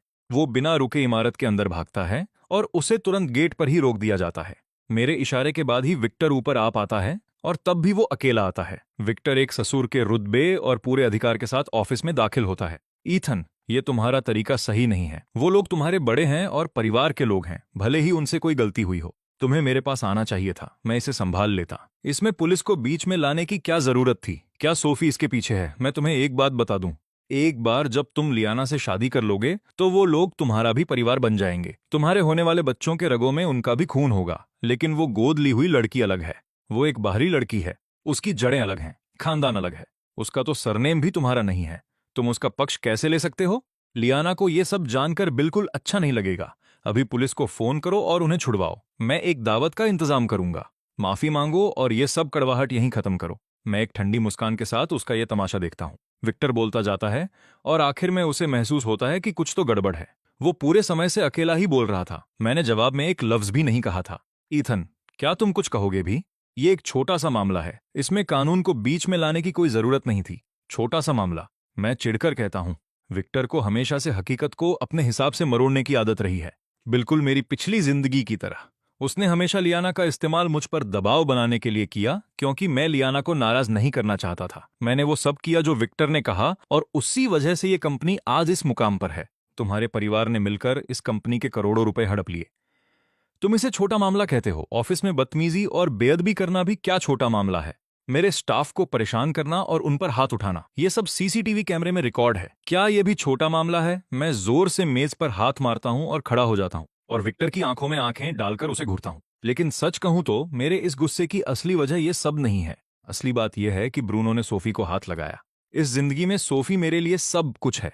वो एक ऐसी हद है जिसे पार करने की हिम्मत कोई नहीं कर सकता। विक्टर मेरे इस गुस्से को देखकर बुरी तरह चौंक जाता है। उसके पास अब कोई जवाब नहीं है। मैं हमेशा उसके सामने बहुत सीधा और आज्ञाकारी बना रहा, जिसे संभालना बहुत आसान था। मेरा ये रूप उसने पहले कभी नहीं देखा था। अच्छा ऐसा है, मुझे तो अंदाजा भी नहीं था कि ये सब हो रहा है। तुम्हें मुझे ये सब पहले बताना चाहिए था। अगर मैंने उन्हें चेतावनी दी होती तो ये सब कभी नहीं होता। विक्टर को पता नहीं था ब्रूनो ने जो कुछ भी यहां से चुराया था उसका सबसे बड़ा हिस्सा सीधा विक्टर के पास जाता था। इस लूट खसोट से सबसे ज्यादा फायदा विक्टर को ही हुआ है। मिस्टर चिन, क्या आप वाकई ये कह रहे हैं कि गलती मेरी है क्योंकि मैंने नियम साफ साफ नहीं समझाए? क्या ये लोग 3 साल के बच्चे हैं? क्या उन्हें वाकई सही और गलत का फर्क नहीं पता? नहीं नहीं, बिल्कुल नहीं। मैं तुम पर इल्जाम नहीं लगा रहा। उन्होंने जो किया वो गलत था, बिल्कुल। लेकिन देखो, मेरे खातिर क्या तुम उन्हें जाने दोगे? मैं यकीन दिलाता हूं कि वो ऐसा फिर कभी नहीं करेंगे। मुझे उससे फालतू बातों में उलझने का कोई शौक नहीं है। चिन परिवार तो अब डूब कर रहेगा। ब्रूनो अपनी बाकी की जिंदगी जेल की सलाखों के पीछे ही काटेगा। मिस्टर चिन, अपनी मेहनत बचाइए। मैं किसी को भी रिहा नहीं कर रहा हूं। मैंने तुम्हें यहां ऊपर आने ही इसलिए दिया क्योंकि लू परिवार को कुछ जरूरी चीजें निपटानी है। अगर वो ठीक से नहीं हुआ तो मैं लू परिवार के खिलाफ भी केस दर्ज कर दूंगा। विक्टर कोई बेवकूफ नहीं है। मेरी आवाज सुनकर वो समझ गया है कि मैं उन्हें सिर्फ जख्मी नहीं करना चाहता, मैं उन्हें पूरी तरह खत्म करना चाहता हूं। वो मन ही मन लियाना पर चिल्ला रहा है। आखिर वो क्या सोच रही थी? ऐसे आदमी को अपने पास रखना भारी पड़ गया। उसने अपने हाथ आया सबसे बेहतरीन रिश्ता खुद ही ठुकरा दिया और अब उसने पूरे चिन परिवार को अपने साथ ले डूबा है। ईथन, आगे बढ़ो और तुम्हें जो कहना है कहो। लू परिवार में शायद मेरी अब ज्यादा न चले, पर तुम जो भी मांगोगे मैं उसका पूरा साथ दूंगा। सगाई के जो भी तोहफे मैंने लू परिवार को भेजे थे, वो जेवर, पेंटिंग्स और पुरानी चीजें, लू परिवार वो सब कब लौटा रहा है? विक्टर को इस बात की उम्मीद बिल्कुल नहीं थी। उसे लगा था कि मैं यहाँ लियाना और फेलिक्स के बारे में जवाब मांगने आया हूँ। उसे तो ये भी लग रहा था कि अगर लू परिवार सब कुछ ठीक से सुलझा ले तो मेरा मन बदल जाएगा और सगाई फिर से जुड़ जाएगी, जिससे उसका परिवार भी बच जाएगा। ईथन, मेरी बात सुनो। फेलिक्स और लियाना के बीच सच में कुछ भी नहीं है। ये सब बस एक गलतफहमी है। हमें कल रात लियाना मिल गई थी और हमने उससे इस बारे में गंभीरता से बात की है। उसने सब साफ कर दिया। वो फेलिक्स को सिर्फ अपना छोटा भाई मानती है। तुम तो जानते ही हो लू परिवार कैसा है। लियाना की बस एक छोटी बहन है। घर में कोई बेटा नहीं है, इसलिए उसने फेलिक्स को भाई जैसा मान लिया। तुम दोनों तो साथ में बड़े हुए हो। लियाना तुमसे प्यार करती है। वो भला तुम्हें चोट पहुंचाने जैसा कुछ कैसे कर सकती है? विक्टर को लियाना और फेलिक्स का नाम कभी नहीं लेना चाहिए था। जैसे ही वो नाम लेता है, मैं फिर उसी रात में पहुंच जाता हूं अपने ही शादी वाले घर में, लियाना और फेलिक्स को एक दूसरे की बाहों में देखते हुए। और फिर फेलिक्स को बचाने के लिए लियाना ने मुझे मार गिराया था। मेरे अंदर जो आग ठंडी पड़ चुकी थी वो फिर से जल उठी है। बस बहुत हुआ। तुम्हें क्या लगता है मैं अंधा हूं? क्या मुझे नहीं पता कि वो किससे प्यार करती है? जाकर बाहर किसी से भी पूछ लो। क्या कोई भी तुम्हारी इन बातों पर रत्ती भर भी यकीन करेगा? विक्टर, मानना पड़ेगा कि मैंने तुम्हें कम आंका था। तुम्हारी बातों का जादू तो लाजवाब है। तुम में वाकई हुनर है। इसके बिना मुझे नहीं लगता कि तुम लू परिवार में 5 मिनट भी टिक पाते। विक्टर से पहले कभी किसी ने इस तरह बात नहीं की थी। वो गुस्से में खड़ा हो जाता है और कांपती हुई उंगली से मेरी तरफ इशारा करता है। मैं कोई जवाब नहीं देता। विक्टर का अब मुझ पर कोई जोर नहीं चलेगा। वो उंगली नीचे करो, इससे पहले कि मैं उसे तुड़वा दूं। विक्टर को मेरी आवाज की कड़वाहट महसूस हो जाती है। वो खामोशी से अपना हाथ नीचे करता है और वापस अपनी कुर्सी पर बैठ जाता है। ईथन, मैं समझता हूं, एक मर्द के लिए उसकी इज्जत ही सब कुछ होती है। जब कोई उस स्वाभिमान को मिट्टी में मिला दे तो गुस्सा आना लाजमी है। अगर तुम्हें अपना गुस्सा शांत करना है तो मैं लियाना को यहां ले आऊंगा और तुम जो भी तय करोगे उसे वो मंजूर होगा। लू परिवार इसके खिलाफ एक शब्द भी नहीं कहेगा। मैं सोच में पड़ गया कि विक्टर को भला इस एहसास के बारे में क्या पता होगा। क्या वो खुद कभी इस दौर से गुजरा है? क्या कभी लियाना की मां ने उसे धोखा दिया था? मैं अपना सिर झटकता हूं। मुझे नहीं लगता कि तुम मेरी बात समझ रहे हो। लियाना और मैंने कल रात सगाई तोड़ दी थी। वो किससे प्यार करती है या किसके साथ रहती है, अब इससे मेरा कोई वास्ता नहीं है। लेकिन चेन परिवार की जो भी चीजें वहां हैं वो सब सही सलामत वापस आ जानी चाहिए। मुझे बस इतना ही कहना है। अब तुम जा सकते हो। विक्टर जितने सालों से मुझे जानता है, ये पहली बार है जब वो पूरी तरह मेरी बातों पर चलने को मजबूर हुआ है। इस बातचीत पर उसका कभी कोई काबू नहीं रहा। जिस असली मकसद से वो यहां आया था उस पर तो बात भी नहीं हुई और उसे जाने के लिए कह दिया गया। विक्टर अपनी जगह पर डटा रहने की कोशिश करता है। वो प्रेस कॉन्फ्रेंस का मुद्दा उठाना चाहता है, पर ठीक उसी पल जॉयस हाथ में ट्रांसफर एग्रीमेंट लिए कमरे में आ जाती है। वो विक्टर की तरफ नजर तक नहीं डालती। वो सीधे मेरे पास भाग कर आती हैं। चेयरमैन, कृपया इसे एक बार और देख लीजिए। चेन ग्रुप के 25% शेयर्स के ट्रांसफर का ये एग्रीमेंट है। अगर सब ठीक है तो अभी साइन कर दीजिए। मेरे जवाब देने से पहले ही विक्टर उस दस्तावेज की तरफ लपका, उसे छीना और तेजी से पढ़ने लगा। क्या तुम चेन ग्रुप का 25% हिस्सा सोफी शेन को मुफ्त में दे रहे हो? बिल्कुल नहीं, मैं इसके खिलाफ हूं। मैं इसे कभी मंजूर नहीं करूंगा। और इसी के साथ विक्टर उस दस्तावेज के 2 टुकड़े कर देता है। मैं उसे सचमुच हैरान होकर देखता रह जाता हूं। जॉयस को अब एहसास होता है कि कमरे में कोई और भी है। उसे फौरन पछतावा होता है कि उसने इतनी गोपनीय जानकारी लापरवाही से सबके सामने बता दी। पर यह पूरी स्थिति ही इतनी असाधारण है। जॉयस को अब भी लग रहा है कि वो कोई सपना देख रही है। उसने अपनी सबसे अच्छी दोस्त के लिए 15 मिनट से भी कम समय में ये पूरा एग्रीमेंट तैयार किया और वो चाहती थी कि इससे पहले कि कुछ बदले इसे फाइनल कर दिया जाए। वो सोफी के लिए बहुत खुश है और उसने सोफी को अब तक बताया भी नहीं है। जॉयस जानती है कि विक्टर कौन है। वो जानती है कि वो लियाना का पिता है। वो अंदाजा लगा सकती है कि वो यहाँ क्यों आया है। जॉयस को कल रात हुई हर बात पता है। उसे लियाना कभी पसंद नहीं थी और उसके धोखे के बारे में जानकर नफरत और बढ़ गई। उसे लियाना के पिता के बारे में भी बिल्कुल वैसा ही महसूस होता है। इसका तुमसे क्या लेना देना? तुम्हें विरोध करने का हक किसने दिया? बाहर निकलो। जॉयस गुस्से में उबल रही है। उसने उस प्रिंट आउट पर बहुत मेहनत की थी। अब उसे फिर से प्रिंट करना होगा। क्या होगा अगर तब तक मेरा मन बदल गया तो? ईथन, 25% कोई छोटा आंकड़ा नहीं है। तुम्हें इस पर दोबारा ठंडे दिमाग से सोचना चाहिए। जब लियाना को यह पता चलेगा तो तुम दोनों के बीच सुलह की जो भी गुंजाइश है वो खत्म हो जाएगी। विक्टर चेहरे पर एक फिक्रमंद बुजुर्ग का मुखौटा पहने है, पर वो सिर्फ अपने बारे में सोच रहा है। मैं अपना सिर पकड़ लेता हूं और अपने गुस्से को काबू में करने की कोशिश करता हूं। मैं जॉयस को दूसरी कॉपी प्रिंट करने भेजता हूं, फिर विक्टर की तरफ मुड़ता हूं। मिस्टर चिन, लियाना और मेरा रिश्ता खत्म हो चुका है। मुझे इस बात से क्यों फर्क पड़ेगा कि वो क्या सोचती है? क्या आप सच में ये उम्मीद करते हैं कि मैं उस औरत को चेन परिवार की बहू बनाकर सिर पर बिठाऊंगा? ईथन, अगर तुमने लियाना से उम्मीद छोड़ दी है तो मेरी एक और बेटी है। सेरीना लू के बारे में क्या ख्याल है? लियाना की छोटी बहन। बचपन से ही उसके दिल में तुम्हारे लिए भावनाएं रही हैं। तुम्हें वो याद तो है ना? सेरीना स्वभाव से लियाना से ज्यादा कोमल है। उसका चरित्र भी बहुत अच्छा है और सच कहूं तो वो उतनी ही खूबसूरत भी है। वो पिछले कुछ सालों से विदेश में थी। तुमने उसे हाल फिलहाल में नहीं देखा है। वो अब एक समझदार युवती बन चुकी है, उतनी ही हसीन, अपनी बहन से एक कदम भी पीछे नहीं।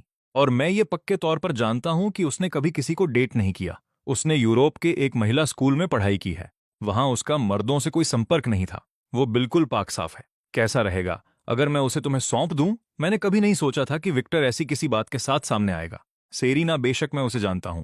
हम तीनों बचपन में साथ खेला करते थे, पर जैसे जैसे मैं बड़ा हुआ मैं सिर्फ लियाना से मिलता रहा और सेरीना विदेश चली गई। मेरी पिछली जिंदगी में वो बस एक बार शादी के लिए वापस आई थी। शादी के खत्म होते ही वो वापस यूरोप उड़ गई। पिछली बार जब मैंने उसे देखा था, नहीं, जब मैंने उसकी आवाज सुनी थी, तब मैं कोमा जैसी हालत में था। मुझे आज भी याद है जब सेरीना मुझ पर गिरकर फूट फूट कर रो रही थी। उसका पूरा शरीर कांप रहा था।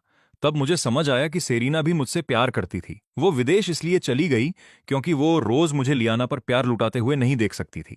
जब उसे पता चला कि मैं अपाहिज हो गया हूं तो वो वापस आई और लियाना से भिड़ गई। बात हाथापाई तक पहुंच गई थी। सेरीना मुझे इलाज के लिए विदेश ले जाना चाहती थी। लियाना ने उसे रोक दिया। लियाना ने सेरीना के मुझसे मिलने पर पाबंदी लगा दी और आखिर में लियाना ने किसी तरह सेरीना को वापस देश से बाहर भेज दिया। उसके बाद सेरीना का कुछ पता नहीं चला। अगर लू परिवार के लिए मेरे मन में आज भी कोई थोड़ी बहुत अच्छी भावना बची है तो वो सिर्फ सेरीना की वजह से है। मुझे यकीन नहीं हो रहा कि विक्टर अपनी बेटी के बारे में ऐसे बात कर रहा है जैसे वो सौदे की कोई चीज हो। ये घिनौना है। कोई हैरानी नहीं कि लियाना ऐसी क्यों निकली। ऐसे बाप के साथ उसे मौका ही क्या मिला? तुम्हें अपनी बेटी क्या लगती है? तुम उसे बस ऐसे ही किसी को सौंप दोगे? बाहर निकलो अभी। और इसी वक्त ऐसी बातें सुनने के बाद भी विक्टर टस से मस नहीं होता। इथन, बस एक बार सोचो, इसमें दोनों परिवारों का फायदा है। मैं डेस्क का फोन उठाता हूं और सेक्रेटरी को कॉल करता हूं। सिक्योरिटी भेजो और इस आदमी को यहां से बाहर निकालो। आखिर में विक्टर को जबरदस्ती बाहर ले जाया जाता है। उसके जाते ही सोफी वहां आती है। ईथन, ये सब क्या था? इतना परेशान होना छोड़ दो। ये तुम्हारी सेहत के लिए ठीक नहीं है। मैं एक ठंडिया भरता हूं। दीदी, आपको अंदाजा नहीं है कि वो आदमी कितना चिढ़ाने वाला है। वो सच में बहुत बुरा इंसान है। अब मुझे समझ आया कि लियाना ऐसी क्यों बनी। सोफी मेरे पीछे आती है और उसके कोमल हाथ धीरे से मेरे कंधों पर जम जाते हैं। वो मेरा तनाव कम करने की कोशिश करती है। मेरी माँ भी ऐसा ही किया करती थी। जब भी पिताजी गुस्से में होते, वो बिल्कुल इसी तरह उनके पीछे खड़ी होकर उनके कंधों का तनाव दूर करती थी। उनके छूते ही पिताजी का गुस्सा शांत हो जाता था। सोफी धीरे से कहती है, सब ठीक है। वो चला गया। आगे चलकर लू परिवार से हमारा ज्यादा कोई वास्ता नहीं रहेगा। जो आंखों से दूर वो दिल से भी दूर। मैं जानता हूं, शुक्रिया। वैसे कंपनी का काम कैसा चल रहा है? क्या चिन परिवार की तरफ से सब कुछ निपट गया है? जो भी जरूरी था वो सब कर दिया गया है। लीगल टीम उस पर काम कर रही है। जब ये खबर फैली कि उन लोगों को गिरफ्तार कर लिया गया है तो पूरी कंपनी जैसे जश्न मनाने लगी। ये सुनकर मेरे दिल को थोड़ी तसल्ली मिलती है। मैं अपना हाथ ऊपर ले जाकर सोफी का हाथ थाम लेता हूं। दीदी, ये सब उस गड़बड़ की वजह से हुआ जो मैंने की थी। मैंने कंपनी के हर इंसान को मुश्किल में डाला, खासकर आपको। मेरी वजह से आपके साथ कुछ बहुत बुरा हो सकता था, पर वो सब अब बीत चुका है। सब खत्म हुआ। जब तक तुम ठीक हो मैं कुछ भी सह सकती हूँ। सोफी जब इतनी ममता दिखाती है तो मैं उसे कभी संभाल नहीं पाता। बाकी सबके लिए वो एक बेखौफ और अजय काली गुलाब की तरह है, पर मेरे सामने वो हमेशा नरम दिल रहती है। दीदी, मैं हेडक्वार्टर के हर कर्मचारी की तनख्वाह 25% बढ़ाने की सोच रहा हूँ, साथ ही 1 महीने का बोनस भी, ताकि उन्हें उस परेशानी का मुआवजा मिल सके जो उन्होंने झेली है। आपको क्या लगता है? सोफी एक पल के लिए भी नहीं रुकती। वो फौरन हाँ में सिर हिला देती हैं। बेशक, तुम अपने पहले असली दिन पर आए, सारी गंदगी साफ की और फिर सबको बोनस भी दे दिया। इससे बेहतर और क्या हो सकता है? उसकी मंजूरी से मेरे चेहरे पर मुस्कान आ जाती है। दीदी, एक और बात है और आपको हाँ कहना होगा। जिस कंपनी को मैं संभालती हूँ उसके लिए कुछ भी, और ये तो आप जानते ही हैं। दीदी, आपने वादा किया था। वादा तो वादा होता है। सोफी सिर हिलाती हैं। हमेशा, खासकर जब बात तुम्हारी हो। मैं अपने चेहरे पर एक छोटी सी चालाकी भरी मुस्कान आने देता हूँ। बहुत अच्छे। कुछ ही देर बाद जॉयस शेयरों के तबादले का समझौता लेकर वापस आती है। इस बार वो कुछ नहीं कहती। वो बस सोफी से नजरें मिलाती है और उसे आंख मारती है। मैं दस्तावेज लेकर उसे ध्यान से देखता हूं और बिना झिझक दस्तखत कर देता हूं। मैं कागजों को ढककर सोफी को पेन देता हूं। वो उलझन में है, पर उसे अपने भाई और सहेली पर पूरा भरोसा है कि वो कभी उसे धोखा नहीं देंगे। वो दस्तखत कर देती हैं। सब कुछ तय होने के बाद जॉयस राहत की सांस लेती है। वो बहुत उत्साह के साथ सोफी की तरफ दौड़ती है। बधाई हो, अब आप इस पूरे प्रांत की सबसे अमीर महिला हैं। जॉयस को देखकर ऐसा लग रहा है जैसे उसने खुद 100 अरब जीत लिए हों। दूसरी तरफ सोफी को अब भी अंदाजा नहीं है कि आखिर चल क्या रहा है। सोफी जल्दी से दस्तावेज खोलती है। उस पर साफ लिखा है शेयरों के तबादले का समझौता, और हिस्सेदारी 25% है। चेन ग्रुप का 25%। इस कंपनी को चलाने की वजह से सोफी किसी और से बेहतर जानती है कि इस हिस्सेदारी की असली कीमत क्या है। वो पूरी तरह हैरान होकर मेरी तरफ देखती है। ईथन, ये क्या है? तुम मुझे ये शेयर क्यों दे रहे हो? मैं मुस्कुराता हूं। दीदी, आपने वादा किया था। आपने कहा था कि आप मेरे हर फैसले में मेरा साथ देंगी। लेकिन इतना कुछ देने से तुम बहुत बड़े नुकसान में आ जाओगे। चेन परिवार के पास अभी 85% हिस्सेदारी है। 10% बाजार में है। 5% बाकी शेयरधारकों के पास है। अगर तुम मुझे 25% देते हो तो मैं सबसे बड़ी शेयरधारक बन जाऊंगी। फिर किसकी हिम्मत होगी जो मुझे नीची नजर से देखे या गोद ली हुई बेटी कहे? मैं सिटी हैंग की सबसे ताकतवर महिला बन जाऊंगी। मेरे चेहरे के हाव भाव बदल जाते हैं। मैं पूरी तरह गंभीर हो जाता हूं। अंकुर कभी सच में मजबूर कर देती हैं दीदी। एक शर्त है। जॉयस चौंक जाती है। क्या? तुम ये क्या कर रहे हो? तुम उससे शादी तो नहीं करने वाले ना? वैसे शेयर किसी भी तरह वापस चेन परिवार के पास ही जाएंगे। सोफी ये सुनती है और वो भी इसी नतीजे पर पहुंचती है। लेकिन असहज होने के बजाय उसके चेहरे पर एक खामोश इंतजार दिखाई देता है। जॉयस ने मुझे ना चाहते हुए भी हंसा दिया है। मैं अपनी हंसी रोक नहीं पा रहा हूं। आप दोनों क्या सोच रही हैं? क्या मैं आपको वैसा इंसान लगता हूं? तो फिर वो शर्त क्या है? बिना किसी वादे के फायदा उठाना। तुम बहुत बुरे हो। जॉयस की बातों से मैं इतना हैरान हुआ कि खांसने लगा। सोफी तुरंत मेरे लिए पानी लाती हैं। जॉयस को लगता है कि सोफी इसके लिए तैयार है। शायद वो बहुत पहले से ही चाहती थी। हो सकता है कि चेन परिवार उसे शुरू से बचपन की दुल्हन की तरह तैयार कर रहा था। ये बात सोफी के दिल की गहराई को छू जाती है, क्योंकि सच तो यह है कि ये बात हकीकत के बहुत करीब है। मेरी माँ ने एक बार सोफी से इस बारे में बात की थी, पर मेरे पिता ने मना कर दिया। उन्होंने माँ को पुरानी सोच के लिए डांटा और सोफी की इच्छा नहीं पूछी। लेकिन सोफी तैयार थी, पर वो तब इतनी छोटी थी कि अपनी बात कह नहीं पाई। फिर मेरे पिता और एलिनोर लू ने मेरा रिश्ता लियाना से तय कर दिया, जिससे माँ बहुत गुस्से में थी। बचपन की दुल्हन जैसे शब्द सुनकर मुझे फिर से खांसी का दौरा पड़ता है। सोफी सच में घबराकर मुझे देखती है। वो जॉयस पर भड़क जाती है। तुम ये क्या बकवास कर रही हो? बंद करो ये सब। जॉयस अपना दिल थामकर नाटकीय अंदाज में कहती है, अरे नहीं, हमारा काला गुलाब लाल हो गया है। इस रोमांस की खुशबू मेरा दम घोंट रही है। मुझे यहां से जाना होगा। तुम दोनों अपनी बातें जारी रखो। जॉयस दरवाजे की तरफ बढ़ती है। उसे जाते देख मेरी खांसी तुरंत रुक जाती है। मिस वांग, रुकिए, मेरी बात अभी खत्म नहीं हुई है। सोफी और जॉयस एक दूसरे की तरफ देखती हैं। उन दोनों को एहसास होता है कि ये कोई बड़ी बात है। इन शेयरों के साथ मैं सोफी को जनरल मैनेजर नियुक्त कर रहा हूं। हर विभाग और व्यापारिक फैसलों पर उनका पूरा हक होगा। नियुक्तियों से लेकर सब कुछ सोफी ही तय करेंगी। अब उन्हें किसी भी काम के लिए मेरी मंजूरी की जरूरत नहीं है। मैं कंपनी की पूरी कमान सोफी को सौंप रहा हूं और मैं सिर्फ चेयरमैन बना रहूंगा। जॉयस के चेहरे पर खुशी आ जाती है।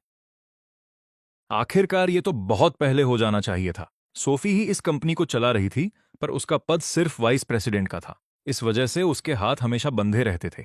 कितने ही मौके हाथ से निकल गए, क्योंकि उसे तुम्हारे दस्तखत का इंतजार करना पड़ता था। ये फैसला बिल्कुल सही है।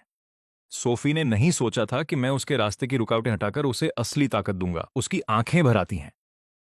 जॉयस समझ जाती है कि सोफी को मेरे साथ वक्त चाहिए। वो तुरंत वहां से निकलती है। ठीक है, तुम दोनों बातें करो। मैं नियुक्ति का नोटिस तैयार करती हूं। ये चेयरमैन के नाम से जारी होगा। दस्तखत के लिए तैयार रहना। समझ गई? जो लोग कहते हैं वो सच ही है। एक औरत को सबसे बेहतर समझने वाला हमेशा उसका पति नहीं होता। ज्यादातर वो उसकी सबसे अच्छी सहेली ही होती है। बस दुआ करो कि वो कोई मर्द ना हो। जॉयस के जाने के बाद सोफी मेरे गले लग जाती है और फूट फूट कर रोने लगती है। मैं उसे अपनी बाहों में भर लेता हूँ और हम एक दूसरे को कसकर थाम लेते हैं। कहने को बहुत कुछ है पर समझ नहीं आ रहा कि कहाँ से शुरू करूं। इस पल में ये खामोशी शब्दों से कहीं ज्यादा बयां कर रही है। मैं उसे बहुत कुछ बताना चाहता हूं पर शब्द नहीं मिल रहे। सोफी किसी खोई चीज के मिल जाने की खुशी से भरी है। वो लियाना की शुक्रगुजार है, उसकी लापरवाही और उसके अंधेपन के लिए। सोफी थोड़ा पीछे हटती है और दबे स्वर में पूछती है, ईथन, ये शेयर मुझे देने में क्या तुम्हें डर नहीं लगता कि शायद किसी दिन मैं किसी और से शादी कर लूं? मैं अपने हाथ आगे बढ़ाकर उसकी जुल्फों को अपनी उंगलियों में लपेटते हुए पूरी ईमानदारी से कहता हूं, मुझे डर नहीं है क्योंकि जो मेरा है वो तुम्हारा ही है। अगर तुम कभी किसी और से शादी करती हो तो इन शेयरों को अपना दहेज मान लेना। सोफी के हाव भाव बदल जाते हैं। वो थोड़ी नाराज हो जाती हैं। वो मेरी कमर पर जोर से चूंटी काटती है। जोर से ठीक है, वो मुंह फुलाकर कहती हैं, मैं शादी के लिए किसी को ढूंढ लूंगी, बाद में मेरे पास मत आना। मैं दर्द से करा उठता हूं। बहुत दर्द हो रहा है। दीदी, मैं अपनी बात वापस लेता हूं। कोई दहेज नहीं। सोफी और जोर से चूंटी काटती हैं। तुमने अभी क्या कहा? फिर से कहो। शहर में कोई यकीन नहीं करेगा कि पत्थर दिल माना जाने वाला काला गुलाब यहां इस तरह मुंह फुला रहा है। अगर कोई देख ले तो उसे यकीन ही नहीं होगा। वो रुकने से पहले मुझे कई बार और चूंटी काटती है। मेरी कमर के दोनों तरफ नील पड़ जाएंगे। अब मुझे समझ आया कि मैंने कहाँ गलती की। आंखों में आंसू लिए मैं कहता हूं, दीदी, आप परिवार हैं, हमेशा के लिए, इस जन्म में भी और अगले जन्म में भी। हमारे पास बस एक दूसरे का साथ है। आप मेरा ख्याल रखती हैं और हमेशा इसी तरह मेरा ख्याल रखेंगी।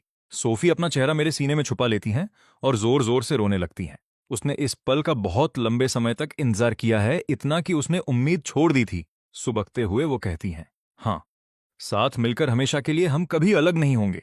मैं उसे थोड़ा पीछे हटाकर पूरी गंभीरता के साथ देखता हूं। दीदी, वादा तो वादा होता है। मुझे धोखा मत दीजिएगा। मैं एक और बेवफाई बर्दाश्त नहीं कर पाऊंगा। सोफी खामोश हो जाती है। वो मेरे हर शब्द के दर्द को महसूस कर सकती है। वो दर्द उसके जिस्म और हड्डियों तक पहुंचता है। सोफी समझ नहीं पा रही कि क्या कहे।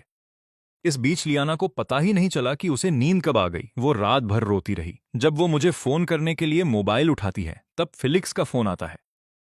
लियाना, जल्दी अस्पताल पहुंचो, कोई मुझे मारने की कोशिश कर रहा है। फोन कट जाता है। फेलिक्स, ये क्या हो रहा है? मुझसे बात करो, क्या हुआ है? लियाना को एहसास होता है कि वो जा चुका है। वो चाबियां उठाती है और उसी जोड़े में भागती है। एक बार फिर वो फेलिक्स के लिए सब छोड़ देती हैं और मुझे पीछे छोड़ देती है। जब वो अस्पताल पहुंचती है तो फेलिक्स बिल्कुल ठीक है। एलिनोर लू उसके सामने बैठी है। लियाना घबराते हुए दौड़ती है। दादी, ये क्या है? आप फेलिक्स के साथ ऐसा क्यों कर रही हैं? उसका एक्सीडेंट हुआ था। वो अभी तक पूरी तरह ठीक भी नहीं हुआ है। एलिनोर अपनी पोती को वैसी नजरों से देख रही है जैसे किसी ऐसे इंसान को देखा जाता है जिसका अब कुछ नहीं हो सकता। इस लड़की को आखिर हुआ क्या है? फेलिक्स तो देखने में बिल्कुल ठीक लग रहा है। एलिनोर उसकी तरफ इशारा करती हैं और लायना की ओर मुड़ती है। आखिर इस लड़के को चोट कहाँ लगी है? उसे बस कुछ खरोंचे आई हैं, सिर्फ इतना ही, और तुमने इस मामूली इंसान की खातिर लो परिवार और चेन परिवार के रिश्तों के चिथड़े उड़ा दिए। मेरा सच में मन कर रहा है कि तुम दोनों को इतना मारूं कि होश ठिकाने आ जाएं। लायना सन्न रह जाती हैं। वो फेलिक्स को करीब से देखने के लिए आगे बढ़ती है और वाकई उसके चेहरे और हाथों पर बस कुछ छोटी मोटी खरोंचे थीं। आयोडीन की वजह से सब कुछ हकीकत से कहीं ज्यादा बुरा लग रहा था। कल रात वो इतनी घबराई हुई थी कि ठीक से देख ही नहीं पाई। अब जब आयोडीन का रंग हल्का पड़ गया है तो तस्वीर साफ है। यहाँ तो जख्म जैसा कुछ है ही नहीं। सबसे बुरा तो वो एक हिस्सा है जहां से खाल बस थोड़ी सी छिल गई है। लायना का दिमाग तुरंत उस बात पर जाता है कि आखिर कोई इतनी सी चोट में इतना खून कैसे बहा सकता है। और देखो, ये फिर से वही कर रही है। फेलिक्स का फोन आते ही उसकी तरफ भाग खड़ी हुई, जबकि वो मुझसे मिलकर माफी मांगने का मन बना चुकी थी। वो आखिर कर क्या रही है? फिर भी फेलिक्स के बारे में कुछ तो है जो अब भी बदला हुआ सा लगता है। ये जानते हुए भी कि उसने इस बार उसे धोखा दिया है, ये जानते हुए भी कि इससे कितना नुकसान हुआ है, उसका दिल अभी उसी की तरफ खिंचता है और उसे लगता है कि फेलिक्स के पास यकीनन कोई वजह रही होगी। ईथन के साथ वाले हालात को मैं खुद संभाल लूंगी। मैं आपको एक संतोषजनक जवाब दूंगी, लेकिन फेलिक्स की हिफाजत करना मेरी जिम्मेदारी है। मैं किसी को उसे छूने तक नहीं दूंगी। वो फेलिक्स का हाथ पकड़ती है और उसे बाहर ले जाने लगती है। ठीक उसी वक्त विक्टर अंदर आता है। वो अभी अभी चेन ग्रुप से लौटा है। वो अस्पताल बिल्कुल सही वक्त पर पहुंचा है ताकि लायना को फेलिक्स के साथ जाते हुए देख सके। वो उसे देखता है और एक पल के लिए उसके चेहरे पर घृणा का भाव आता है। फिर वही पुराना मासूम और सीधा सादा चेहरा वापस आ जाता है। लायना, ईथन इस बार वाकई बहुत गुस्से में है। फेलिक्स के इतने करीब रहने से तुम्हें माफी का कोई मौका नहीं मिलेगा। लायना विक्टर को पूरी तरह नजरअंदाज कर देती हैं, जैसे वो वहां है ही नहीं, और फेलिक्स को लेकर कमरे से बाहर निकल जाती है। विक्टर एलिनोर के पास जाता है और पछतावे भरे चेहरे के साथ बात करता है। माँ, मुझे माफ कर दीजिए। ईथन के साथ मामला वैसा नहीं रहा जैसा मैंने उम्मीद की थी। वो रिश्ता खत्म करने को लेकर अड़ा हुआ है और वो मांग कर रहा है कि हम सगाई के सारे तोहफे वापस कर दें। वो एलेनोर को चेन ग्रुप में हुई बातों का छोटा सा ब्यौरा देता है, लेकिन वो हिस्सा छिपा लेता है जहां चेन परिवार के सदस्यों को पुलिस पकड़ कर ले गई थी। एलिनोर को जैसे पहले से ही पता था कि अंजाम यही होगा। उसके चेहरे पर हैरानी का कोई भाव नहीं है। मुझे पता है तुमने अपनी तरफ से पूरी कोशिश की। इंटरनेट पर तुमने हालात अच्छे से संभाले। चेन परिवार के साथ जो हुआ उसमें तुम्हारी कोई गलती नहीं है। ये सब लायना के अस्पताल पहुंचने से ठीक पहले की बात है। लो परिवार ने एक आधिकारिक बयान जारी किया था। इसमें ऐलान किया गया था कि फेलिक्स को आधिकारिक तौर पर लो परिवार ने गोद ले लिया है और वो और लायना भाई बहन है। उनकी नजदीकियों को महज भाई बहन का एक गहरा रिश्ता बताकर रफा दफा कर दिया गया। इसके बाद लो परिवार ने बहुत से लोगों को पैसे दिए ताकि इंटरनेट पर चल रही बातों का रुख मोड़ा जा सके, सिवाय उन थोड़े से लोगों के जो सच जानते हैं और हार मानने को तैयार नहीं है। बाकी जनता अब आगे बढ़ चुकी है। वो लड़का ईथन, वो हमेशा से कितना समझदार था। मुझे वो सच में पसंद था। कितने अफसोस की बात है। सगाई के सारे तोहफे लौटा दो। लो परिवार की साख पहले ही मिट्टी में मिल चुकी है। हम बाकी सब चीजों के साथ साथ खुद पर चोर होने का इल्जाम नहीं लगवा सकते। एलिनोर के चेहरे पर खामोश पछतावा देखकर विक्टर बोल पड़ता है। माँ, लायना ही हमारी इकलौती उम्मीद नहीं है। हमारे पास अभी सेरीना भी है। एलिनोर तेजी से उसकी तरफ मुड़ती है। उसे अचानक एहसास होता है कि जब विक्टर चाहता है तो उसका दिमाग बहुत तेज चलता है। वो उस सुस्त और भुलक्कड़ इंसान जैसा बिल्कुल नहीं है जैसा वो आम तौर पर दिखता है। एलिनोर उसे ऐसे देख रही है जैसे उसे पहली बार दिख रही हो। रही बात लायना की, तो कमरे से बाहर निकलते ही वो फेलिक्स को जमीन पर धक्का दे देती है। मुझे बताओ, तुमने मुझसे झूठ क्यों बोला? तुम्हें अंदाजा भी है कि तुम्हारे लिए यहां आने की मुझे क्या कीमत चुकानी पड़ी है? तुमने मुझे लगभग बर्बाद कर दिया है। लायना की आंखों में आंसू आने ही वाले हैं। सिर्फ एक दिन, बस एक दिन में सब कुछ तबाह हो गया और ये सब फेलिक्स के झूठ की वजह से हुआ और उसे ये सारा बोझ अकेले उठाना पड़ा है। टूटी हुई सगाई, बरसों का प्यार एक रात में खत्म। लो परिवार की साख धूल में मिल गई। कंपनी एक विनाशकारी संकट का सामना कर रही है और सबसे बुरा ये कि इंटरनेट पर लोग उसे हर मुमकिन गंदी गाली दे रहे हैं। हर तरह की गंदगी सीधे उस पर उछाली जा रही थी और जिसने ये सब शुरू किया वो उसकी आड़ में सुरक्षित छिपा हुआ है।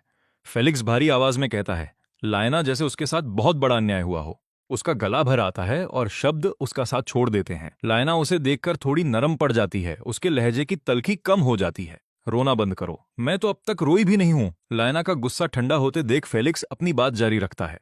फेलिक्स अपनी सबसे दयनीय आवाज में दबाव बनाता है। मुझे कल रात ही सगाई के बारे में पता चला था। ईथन मुझे पसंद नहीं करता। उसने मुझे न्योता नहीं दिया था। इसलिए मैं अकेला एक बार में चला गया और बहुत ज्यादा पी ली। घर लौटते समय मुझे एक इलेक्ट्रिक स्कूटर ने टक्कर मार दी। एक राहगीर ने एम्बुलेंस बुलाई और मुझे अस्पताल पहुंचाया। नर्स ने तुम्हें फोन किया था। मैं कभी तुम्हारी दावत खराब नहीं करना चाहता था। मैं बस बहुत तकलीफ में था। मैंने बहुत ज्यादा पी ली थी और जब मेरी आंख खुली तो मुझे नहीं पता था कि क्या हुआ है। तुम कैसे कह सकती हो कि मैंने झूठ बोला? फेलिक्स की बात खत्म होने के बाद लायना उस पर गौर करती है। ये सच है कि फेलिक्स ने खुद कल रात उसे फोन नहीं किया था, जिसका मतलब है कि उसने उससे झूठ नहीं बोला। नर्स शायद फेलिक्स के परिवार के किसी भी सदस्य से संपर्क नहीं कर पाई होगी। फेलिक्स के फोन में लायना का नंबर खास तौर पर सुरक्षित था, इसलिए नर्स ने उसे फोन किया क्योंकि कागजात पर दस्तखत के लिए किसी की जरूरत थी। फेलिक्स एक अनाथ है। पूरे सिटी हैंग में लायना ही वो इकलौती इंसान है जो उसके पास है। इस तरह सोचने पर लायना का ज्यादातर गुस्सा शांत हो जाता है। ठीक है, इसमें तुम्हारी गलती नहीं है। मुझसे ही समझने में भूल हो गई। एक बार जब हालात थोड़े संभल जाएं तो मैं ईथन को तुमसे मिलवाने लाऊंगी। हम तुम्हें डिनर पर ले जाएंगे। ये तो बहुत अच्छी बात होगी। ईथन को मुझसे माफी मांगने की कोई जरूरत नहीं है। बस वो मुझसे नाराज न रहे। मुझसे मिलने के ख्याल से ही फेलिक्स का चेहरा खुशी से चमक उठता है। लायना हाथ बढ़ाकर उसके चेहरे की खरोंच को धीरे से छूती है। मुझे खुशी है कि तुम ऐसा सोचते हो। अब घर जाओ, 2-4 दिन आराम करो। जब तुम पूरी तरह ठीक हो जाओ तब काम पर वापस आना। मैं बिल्कुल ठीक हूं। ये तो कुछ भी नहीं है। अब आप कहाँ जा रही हैं? मैं आपके साथ चलूंगा। आपके वफादार असिस्टेंट को आपके साथ रहना ही चाहिए। उसकी जरूरत नहीं है। मैं कपड़े बदलने घर जा रही हूँ। उसके बाद मैं ईथन से मिलने जाऊंगी।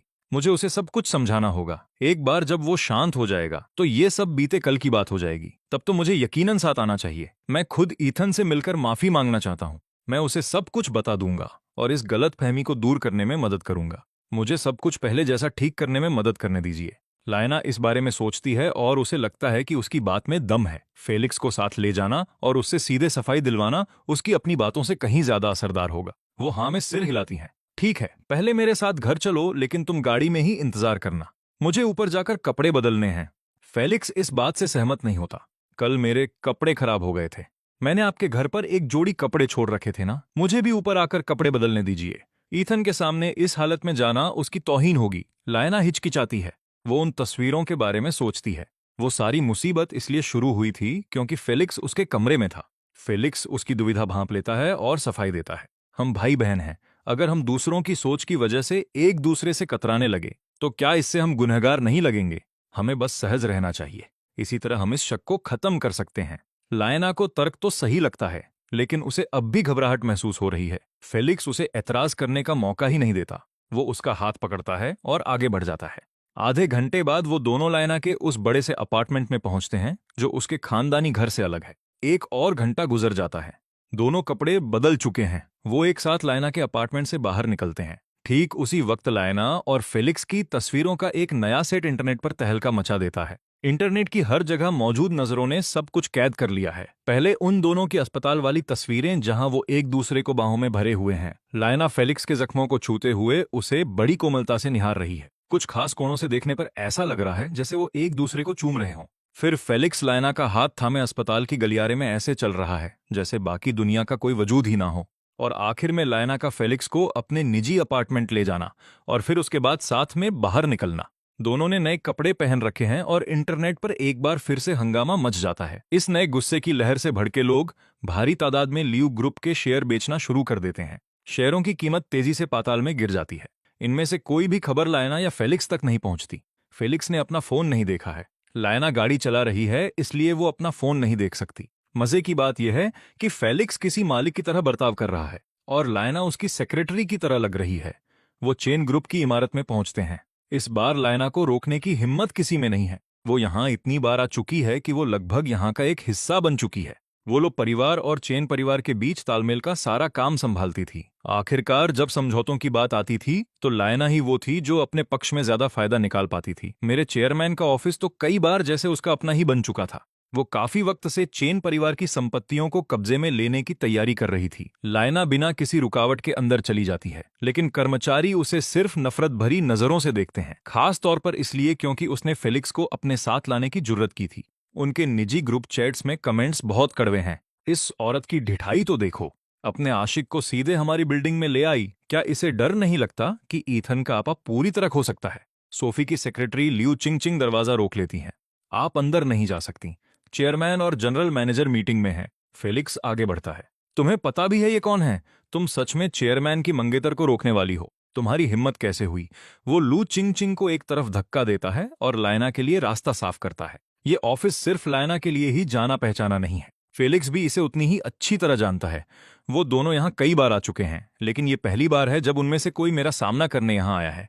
फेलिक्स इस जगह के साथ ऐसे पेश आ रहा है जैसे ये पहले से ही उसका हो। वो दरवाजा खटखटाने की जहमत तक नहीं उठाता। वो बस अंदर चला आता है। जब वो दाखिल होते हैं, मैं चेयरमैन की कुर्सी पर बैठा हूं। लायना अंदर आती है और रुक जाती है। तुम ऐसा कैसे कर सकते हो? लायना के चेहरे का रंग उड़ जाता है। उसके होंठ कांप रहे हैं। उसकी आंखों में तुरंत आंसू भर आते हैं। मेरी नजरों में बेइंतहा नफरत के सिवा और कुछ नहीं है। मेरी पिछली जिंदगी में लायना और फेलिक्स ने मुझे मरने तक तड़पाया था। अब हम तीनों फिर से एक कमरे में हैं, लेकिन मैं अब वो इंसान नहीं रहा जिसने सब कुछ लुटा दिया और बदले में कुछ नहीं मांगा। मेरे दिल में उसके लिए अब कोई प्यार नहीं बचा है, और जब प्यार ही नहीं रहा तो अब चोट पहुंचाने के लिए बचा ही क्या है? मैं सपाट लहजे में कहता हूं, तुम्हें अंदर किसने आने दिया? बाहर निकलो। इससे पहले कि लायना कुछ बोल पाती, फेलिक्स बीच में टोकता है। ईथन, लायना इतनी दूर सिर्फ माफी मांगने आई है। यह सब बस एक गलतफहमी है। तुम लायना के सामने ऐसा कुछ कैसे कर सकते हो? फेलिक्स की आवाज सुनकर मेरा जी मिचलाने लगता है। एक जवान मर्द बेचारगी का नाटक कर रहा है। उस नरम और बहलाने वाले अंदाज में बात कर रहा है। मुझे सच में समझ नहीं आता कि लायना को ऐसे इंसान में क्या दिखता है। क्या कमजोरी देखकर उसकी ममता जाग जाती है? मेरा चेहरा सख्त और आवाज ठंडी है। अगर तुम नहीं जा रहे तो मैं सिक्योरिटी से तुम्हें बाहर फिकलवा दूंगा। जब तक मौका है खुद ही चले जाओ, और अगली बार दस्तक देना लायना का आपा खोने के लिए उतना ही काफी है। उसे मुझसे इसकी उम्मीद नहीं थी। एक रात की दूरी और सब कुछ बदल गया। वो घायल आंखों से मुझे देख रही है। ईथन, क्या तुम्हें पता है तुम क्या कह रहे हो? तुम सच में मुझे जाने के लिए कह रहे हो? तुम्हें उसे जाने के लिए कहना चाहिए। क्या तुम वो वादा भूल गए जो तुमने मुझसे किया था? तुमने कहा था कि तुम सोफी से दूर रहोगे। मेरी आवाज गरज उठती है, बाहर निकलो। फेलिक्स माहौल को समझ जाता है। वो लायना को खींचकर दरवाजे की तरफ ले जाता है। लियू चिंग माफी मांगते हुए सामने आती हैं। मुझे माफ कर दीजिए। चेयरमैन जनरल मैनेजर, मैं उन्हें रोक नहीं पाई। सिक्योरिटी और रिसेप्शन को साफ तौर पर बता दो। अब से मेरी साफ इजाजत के बिना लायना लू और वो जिसे भी साथ लाए उन्हें इस इमारत में आने की अनुमति नहीं है। समझ गई चेयरमैन, मैं अभी सबको खबर कर देती हूँ। लियू चिंग चिंग जाने के लिए मुड़ती है और बाहर निकलते हुए दरवाजा बंद कर देती है। वो लायना और फेलिक्स को हिकारत भरी नजरों से देखती है। आखिरकार फेलिक्स ही है जो दस्तक देता है, इजाजत का इंतजार करता है और फिर लायना को वापस अंदर लाता है। वो इस कमरे में ऐसे आती थी जैसे इसकी मालकिन हो। अब उसे दस्तक देकर इंतजार करना पड़ता है। यह बदलाव बहुत बड़ा है। वो शायद ही इसे बर्दाश्त कर पा रही है। अंदर सोफी अब वहां नहीं बैठी है जहां वो थी। वो मेरे पीछे खड़ी है और धीरे से मेरे कंधों पर अपने हाथ दबा रही है। यह नजारा लायना के शरीर की हर नस को काट देता है, पर इस बार वो अंदर नहीं झपटती। वो अपनी आवाज नरम रखती है। ईथन, मैं जानती हूं जो मैंने कल रात किया वो गलत था। मैं माफी मांगने आई हूं। मैं घबरा गई थी। फेलिक्स बेहोश हो गया था। अस्पताल ने मुझे बताया कि उसकी चोटें गंभीर थीं। इस मोड़ पर मैं मजाकिया अंदाज में उसे एक नजर देखता हूं। तो फिर तुम्हारे पीछे खड़ा यह बिल्कुल स्वस्थ और फुर्तीला इंसान कौन है? फेलिक्स पूरी तरह ठीक लग रहा है। लायना मेरी आंखों में मजाक भांप लेती है और उसका भरोसा डगमगा जाता है। उसे साथ लाने का पछतावा होता है। मैं अपनी बात जारी रखता हूं। मुझे सिटी हैंक सेंट्रल अस्पताल के डॉक्टरों पर हैरानी हो रही है।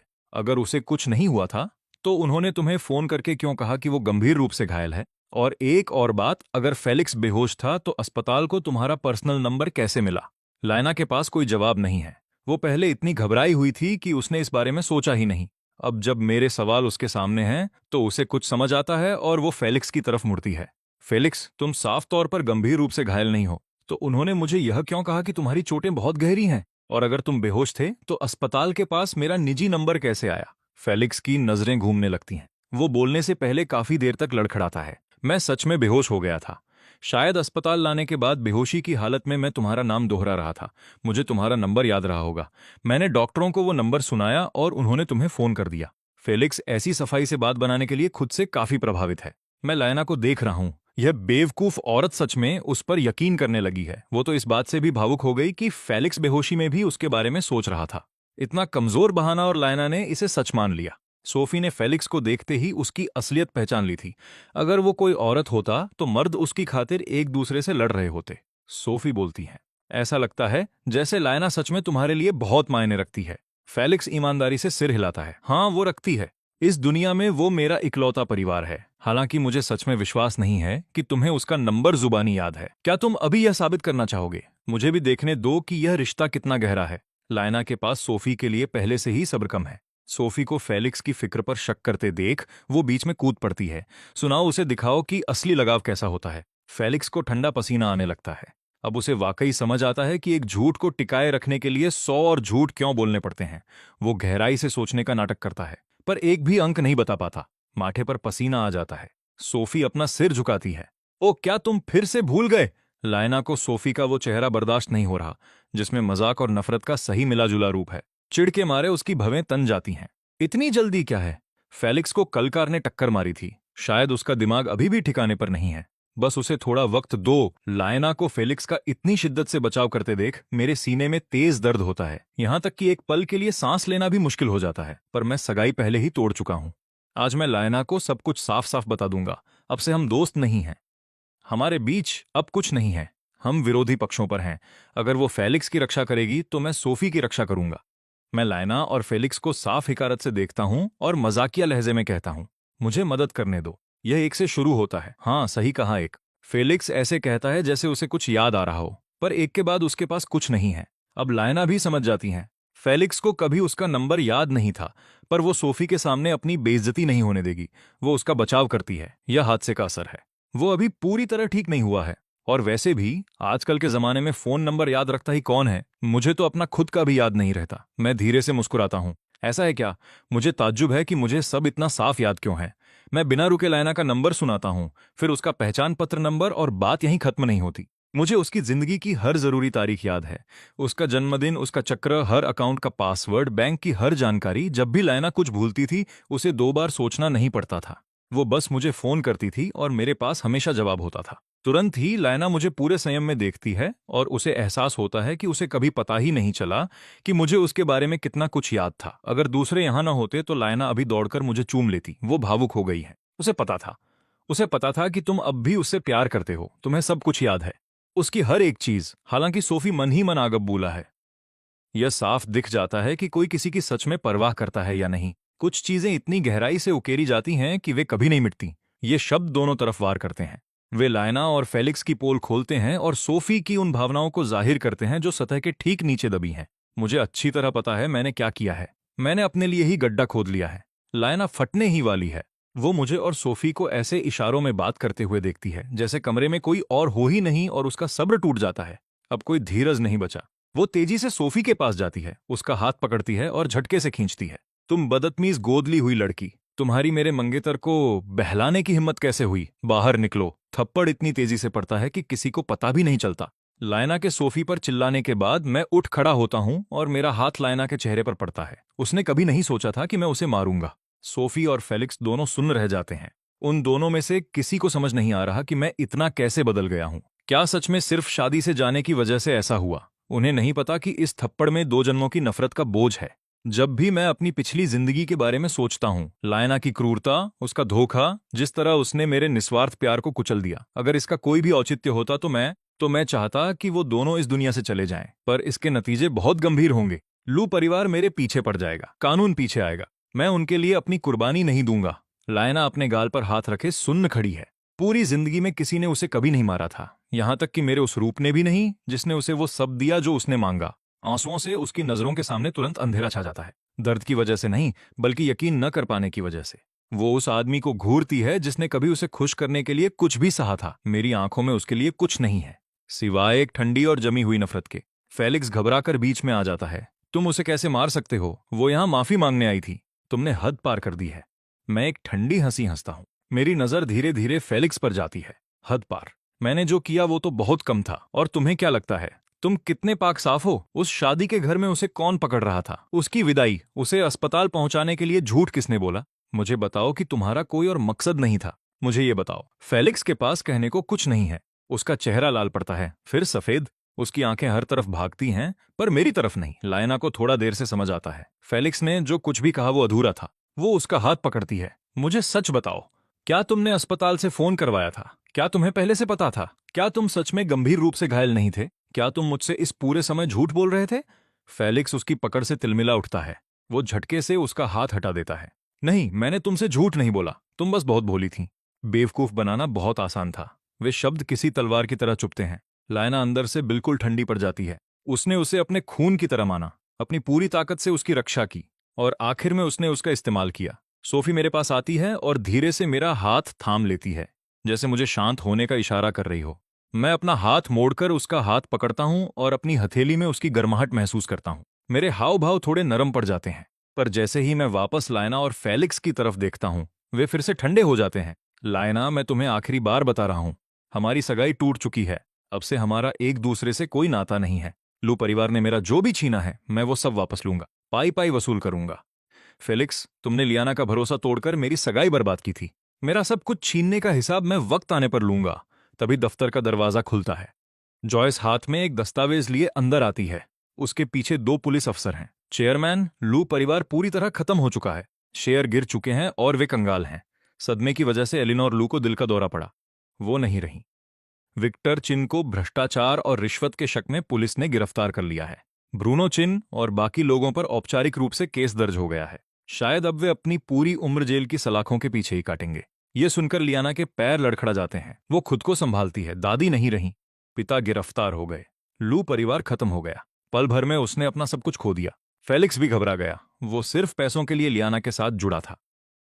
अब कुछ नहीं बचा तो उसका नकाब उतर गया। वो लियाना पर जहर उगलने लगा। लियाना, ये तुम्हारी गलती है। अगर तुम इतनी नासमझ ना होती तो मैं यहां ना होता। मेरा मकसद तुम्हारे जरिए चिन परिवार तक पहुंचना था। तुम इतनी निकम्मी निकलोगी ये नहीं सोचा था। तुम एक सगाई तक नहीं संभाल सकी। अब लू परिवार भी बर्बाद हो चुका है। अब नाटक करने का कोई फायदा नहीं। फेलिक्स मुड़कर दरवाजे की तरफ भागने की कोशिश करता है। पुलिस अफसर उसे रोक लेते हैं। मिस्टर फेलिक्स, आप पर धोखाधड़ी और झूठे आरोप लगाने का शक है। हमारे साथ चलिए। वे आगे बढ़कर उसे हथकड़ी लगा देते हैं। फेलिक्स खुद को बेगुनाह बताते हुए पागलों की तरह छटपटाता है, पर कोई नहीं सुनता। उसे ले जाया जाता है। लियाना सुन खड़ी है और कांप रही है। वो फेलिक्स को जाते हुए देखती हैं। फिर उसे दादी की मौत, पिता की गिरफ्तारी और मेरी बेरहम नजरों का ख्याल आता है। उसे समझ आ गया कि उसने कितनी बड़ी गलती की है। वो धीरे से मेरी तरफ बढ़ती है और घुटनों के बल बैठ जाती हैं। मुझे पता है मैं गलत थी, सच में बहुत गलत थी। प्लीज मुझे एक मौका दो, मैं फिर कभी ऐसी गलती नहीं करूंगी। मैं फेलिक्स के लिए तुम्हें नहीं छोड़ूंगी, मैं बस वो पुराने दिन वापस चाहती हूँ। मैं फर्श पर रोती हुई लियाना को देखता हूं, पर मुझे अब कुछ भी महसूस नहीं होता। पुराना ईथन शायद पिघल जाता, पर आज मेरे दिल में सिर्फ सोफी है और वो सुकून जो इंतकाम के बाद मिलता है। मैं सोफी का हाथ छोड़ता हूं और नीचे लियाना की तरफ देखता हूं। अब बहुत देर हो चुकी है, मैंने तुम्हें कई मौके दिए थे, पर तुमने उन्हें ठुकरा दिया। तुमने अपने हाथों से सब बर्बाद कर लिया। उठो, मैं तुम्हें और चोट नहीं पहुंचाऊंगा, पर अब तुम्हें कोई मौका भी नहीं मिलेगा। लियाना मेरी आंखों में देखती है और उसे कहीं कोई उम्मीद नजर नहीं आती। वो फर्श पर गिर पड़ती हैं और पहले चुपचाप फिर जोर जोर से रोने लगती है। उसकी सुबकियों में सिर्फ पछतावा और मायूसी है। सोफी उसे बिना किसी दया के देख रही है। इंसान अपने दुखों का जिम्मेदार अक्सर खुद ही होता है। लियाना ने यह जिंदगी खुद अपने लिए चुनी है। मैं सोफी की तरफ मुड़ा। मेरी नजरों में तुरंत नरमी आ गई। चलो चलें, यहां अब सब खत्म हो गया है। सोफी मेरे साथ बाहर निकलती हैं। लियाना के पास से गुजरते वक्त हम उसे नहीं देखते। ऑफिस के बाहर हर कोई हमें सम्मान देता है। उनकी आंखों में सिर्फ आदर और सम्मान है। अब कोई मुझे कभी नीची नजर से नहीं देखेगा। कोई भी सोफी को फिर कभी बेसहारा नहीं कहेगा। हम लिफ्ट में कदम रखते हैं। लिफ्ट धीरे धीरे नीचे जाने लगती है। मैंने पूरे रास्ते सोफी का हाथ थामे रखा। जब तक मैं हूं, कोई तुम्हें दुख नहीं पहुंचाएगा, एक पल की तकलीफ भी नहीं होने दूंगा, मेरा वादा है। सोफी मुझे देखती है और उसकी आंखें भर आती हैं। वो मजबूती से सिर हिलाती है। हाँ, हमेशा साथ, हम कभी अलग नहीं होंगे। लिफ्ट खुलती है और हम कंधे से कंधा मिलाकर टावर से बाहर निकलते हैं। सूरज की रोशनी हम पर पड़ती है। वो इतनी तेज है कि जैसे हर जख्म और पुरानी यादों की कड़वाहट को मिटा रही हो।